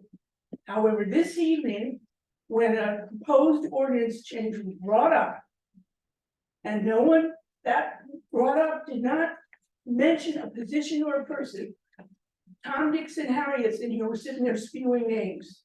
And there's always one particular resident that is allowed to get away with this. And personally, as Dr. McGuire mentioned several weeks ago, there seems to be an inconsistency between the way females are treated in this chamber versus male. And I am personally tired of it. I echo the comments on the newsletters and the use of that website. It is not a personal bully pulpit nor a campaign place. It is about news in Bradley Beach. And I brought it up before. It is inappropriate to post things from another organization.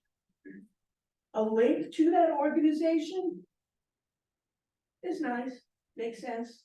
Personally, I think we should charge for that. But to have their events posted on our website is offensive. And where do you draw the line with what you can post and what you can't? Again, it's a matter of standards. And it's not only the cons and the consistency and who posted what and at what time, but it's just, you know, it goes from bad to worse. And I'd like to make a suggestion for times when we are told from the public, oh, I'll get back to you on that, or gee, I don't know. And perhaps people receive personal emails, but maybe the rest of us might want to know. So I'd like to propose, when we ever get around to redoing this thing called a website, that we have a section called something like recent replies to information. And things like that would just be factual, something like on this particular date, Irvington House versus Bradley Beach, verdict issued in favor of plaintiff. No more action. Borough is not seeking an appeal. Something like that, or like, you know, Meadow versus Bradley Beach regarding ordinance 5-18. You know, meetings of the council, and I really hope we don't go through this again in January. I hold every single one of you responsible to adhere to that ordinance, as well as you, Mr. Cannon.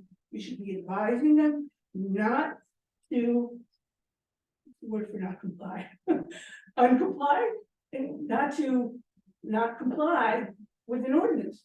You need to say to them, you're breaking an ordinance. That's on you. In that section, it would be required to have accurate, I want to underline that, accurate. Factual. Information, and it needs to be complete, because I don't know how you sit up there and put this in. God bless you. Thank you. Ms. Gentempo, do you have? Are you still on? Yes, no, Yeah, we can hear you. Oh, she just muted again. Oh. Do you have a comment? I guess is a question. Unmute again, phone. sorry. My question is, what are the repercussions of those who had floods due to 5 days of rain and why the lakes were never drained? Go ahead. The lakes were drained. No, they and were not. We'd be happy to review that with you offline, but the lakes were drained. When were they drained? Before, during, and after. They couldn't possibly before, during, and after. Before, we had 7 days of rain. The ground was saturated. We had the full moon, the full thing, and you hadn't done it before that, the way I see it. So Okay, what we'd be happened? happy, we'd be happy to give you that information, but OEM has worked, we can share that with you. Okay, I'd really like to hear that. Thank you. Thank you. Yes, Oh, Linda Duffy, 312 Brindley Avenue. I just have a request. I would like a traffic study done on Brindley for speeds. Could this be possibly done? They fly down Brindley. The big trucks fly down Brindley. We have street sweepers going the wrong way on Madison. I don't know if that's appropriate. I'd like to see this done, not just having the speed. What do you call that? yeah. Thing by the school? We do going speed, up by- we but just need speed, no, a we just tra- studies, we need a did traffic one, the study last, on this. I want to say the last one we did was Newark Avenue last year, Well, so. this is Brindley Avenue. No, I know, what I'm saying is that when we do a study, we don't use a machine, we have You actually. put down two things and it tracks the cars that go No, through. we have a process to do that, so I could talk to Captain I'd about that. appreciate it Yep. because you know what, not only could we get revenues, but there's children, Yep. because I have children now. There's a lot of problems with bicycles crossing the street, the garbage truck, not ours, but the private garbage trucks go so fast. They go by my house so fast and I can't even use the light, the riding on their trucks. Yep. And I'd like to say that you said that everything was kind of streamlined for the process of the church, that I Streamline, don't know, yeah, you said the government was streamlined. government was You streamlined. did mention something to that effect. When actuality, it wasn't really streamlined because you knew that Meredith wanted her position early. I guess. Okay, February. I don't know what. No, you said the government was streamlined, that nothing held everything up.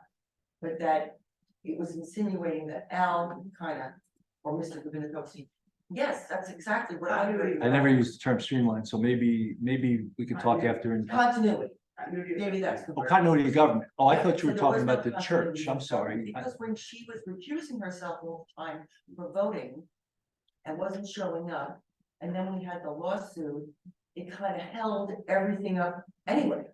So it wasn't so much that it was questions from Mr. Gabinatowski and everybody else and other people in the audience and from town about the artifacts or which method we should follow. It was actually a lot of other things that held up the process. So it wasn't just the council and that, it was a culmination of everything that went on. So you're talking about the church then, because I Yeah, got confused. You were back and forth with two different things. Oh. Yeah. Look at the time, it's 9:30, I'm in bed at 9. So I'm just saying that, we have to be fair in the process. And I'm not judging anybody, I'm just saying that A little a bit. lot of things went on. It wasn't a great year. I'm hoping we have a better year as far as everybody getting along and doing the right thing. And that's all I have to say. Thank you. Yes. No, I'm not that. Thomas J. Cohen, 612 Third Avenue. It was a little stressing this morning when I woke up and on the CoStar website, there's a story that says mayor challenges council's refusal to pay his legal fees in recent lawsuits. Well, Mayor, this is nothing more than another self-created challenge on your part. Okay, I feel bad for the reporter who wrote the story based on whatever your media submission was, because it's not factual at all. So I went back and I looked at your lawyer, Ms. Flynn, Ms. Assemblywoman Vicky Flynn's original complaint from May of 2022. In the original complaint, on page 19, it states, mayor and his office, to the extent that those actions would be inconsistent with state law and the borough's charters, and the following. And it goes So, to. I'm sorry, you said May of 2022. May 22nd, 2023, I apologize, yes, May 22nd. So it goes on F through K. Now I'm gonna read you J, okay, because this is the pertinent part. A request awarding plaintiff reasonable damages, attorney fees, and costs of the suit. That was requested by your attorney, because your attorney knew that the fees weren't included. Okay, it's in her complaint. Now, it's interesting that that complaint is signed by Vicky Flynn. And there's verification of allegations of the complaint by you. So you read the complaint. You knew that the fees were not going to be paid unless the judge approved them, which the judge did not. So you knew right from the beginning, there's no reason to fight about these fees. They're your fees. Nobody's fighting. Thank Well, you. well, now we have to read, I hope it's not on the front page, because you've embarrassed the town over and over on this topic. It's really ridiculous. Now Thank we you. gotta go through it all over again. It's in the original complaint. You don't get legal fees. Your attorney knew it and you knew it, sir. Thank you. So please don't make anything embarrass us anymore. Thank you. Yes. Okay, 1 minute. Kurt Kenny, 216 Brinley. Have we completed, was the audit completed and is it available to the public? Not yet. It's, I talked to the auditor. Have you, Meredith, have you talked to him this week? I have not talked to him this week, No. but I would expect next week. Are we in violation of New Jersey statute or no? No, so they're actually gonna be here Friday, still doing their work in. Okay, so you guys will find it. Okay, second question, I believe there's an ordinance proposed, Meredith, you weren't here, you luckily yet, you probably didn't get stuck with it. Where, I've mentioned productivity improvements like 1,000 times since I've been here.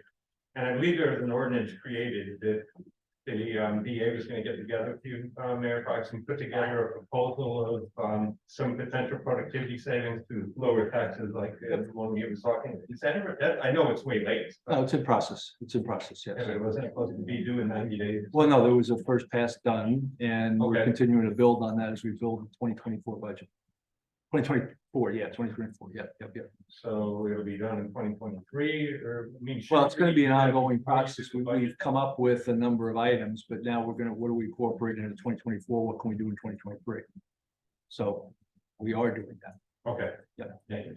Thank you. Yes.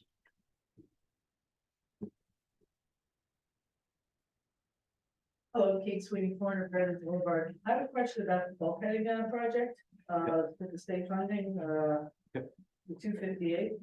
Mhm. So extending it, the bulkheaded promenade from Third Avenue to the border with Avon, is it gonna cut through the dunes that are established there? We think not.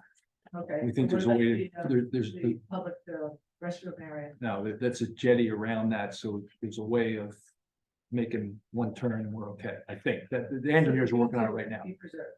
Yeah, Yeah. the dunes are further to the east, even if you continued the line, like, imagine the line that's between like, Fourth Ave, Third Ave, that would like just continue on. So the dunes are east of that, and even the area that we're talking about, there's still, like, the dunes stay in a kind of a line, but the boardwalk goes back and closer to the road, to the Ocean Ave. So Yeah, it's, not. Okay. I thought the same thing, but I went down and actually walked around and walked it off and Alright. there's actually jetty around the that building. So that they can Yes, actually be I'm built right on it and just go from there. Yeah. And then, on the ancient tree project, are we gonna have a listing of the locations so we can go and look at those trees? Well, like I said, they're probably gonna be in private property for the most part, they're not gonna be in. Got binoculars, so. Yeah, okay. We Careful, probably, we hadn't got that far, I think that's a discussion we can absolutely have at the tree commission, you know, but. And maybe that's one of the things, like, if you don't want this plaque on your tree and you don't want it to be known, then it would be listed and, you know, but maybe that will be, we'll make that a condition of getting this plaque. Thank you. I Thank love you. that idea, by the way. Yeah. We can do a Yeah. tour of the trees, and maybe get permission from the owners. Yeah, love That'd be cool. Thank you. Great suggestion. Oh, is it? Thank you. Yeah, there's a hand up. Hi, Dr. Montgomery, 6 Timberley Avenue. I just had a question, another follow-up about the inventory about the poles. When are we gonna find out an answer? Like, are we gonna fix the poles? Are we doing anything about the poles? Anyone know anything? I get that look every time, and I asked the VA when she was on Kim Humphreys, and she said, oh, we're working on it, like. That was a long time ago, and I bet there's poles that I stare at that look like they're about to fall over. And whose responsibility is that? Can we push someone to actually take care of that? And the last thing is the, Just as a point on that, many poles are actually designed to lean. believe it or not. this one is rotten, it's got Yeah, holes in yeah, it, yeah. it's bad. Yep. Like if the house was redone and someone pushed it over on it. Yep. And it's just sitting there. The other question was about the glyphosate, I brought it up last time, I didn't hear you. Roundup, Oh, Roundup. did you find out about that? We're not using Roundup. Oh, Excuse me? We're not using Roundup. It's on the bills list. No, that was an old bill. We have ceased using Roundup. How? It was, we're not using Roundup. That's a lie. Well, it's You're not a lying. lie. It was on the I'm sorry, sir. It's not a lie. I talked to Public Works. And you, Just nodded her head yes. I'm sorry? The VA just nodded her We- head yes. so you didn't- Whole bill. how old? It's an old bill. How old? I don't know. So then how can you say that if they didn't use it, if you don't know how old it is? Because I've spoken to Public Works and ensured that we're not using it. So I just want to reiterate, I just want to ask, is there a town ordinance or some type of resolution that was passed by Dr. Kotler that made glyphosate not usable by our county? I do not know the answer to that question. A resolution? I believe there's a resolution, but I couldn't tell you when. Can someone, Meredith, would you mind looking that up? Because I honestly looked for it, I could not find that. So please, can you please find that so we can actually, if not change it, reiterate it, like, please stop using this poison, please. Thank you. Thank you. Okay, we've got nobody else, so we will go to close the public meeting and go into executive session. Do I have a motion to close the? Second. Thank you. Thank you, everybody. Yes. There's Mahoney? Yes. Weber? Yes. Mayor Pat? Greg? Greg? Are you supposed to say something? Like, how long you gonna be around there? Yes, this topic will take about 20 minutes and no action will take it. Night, everybody.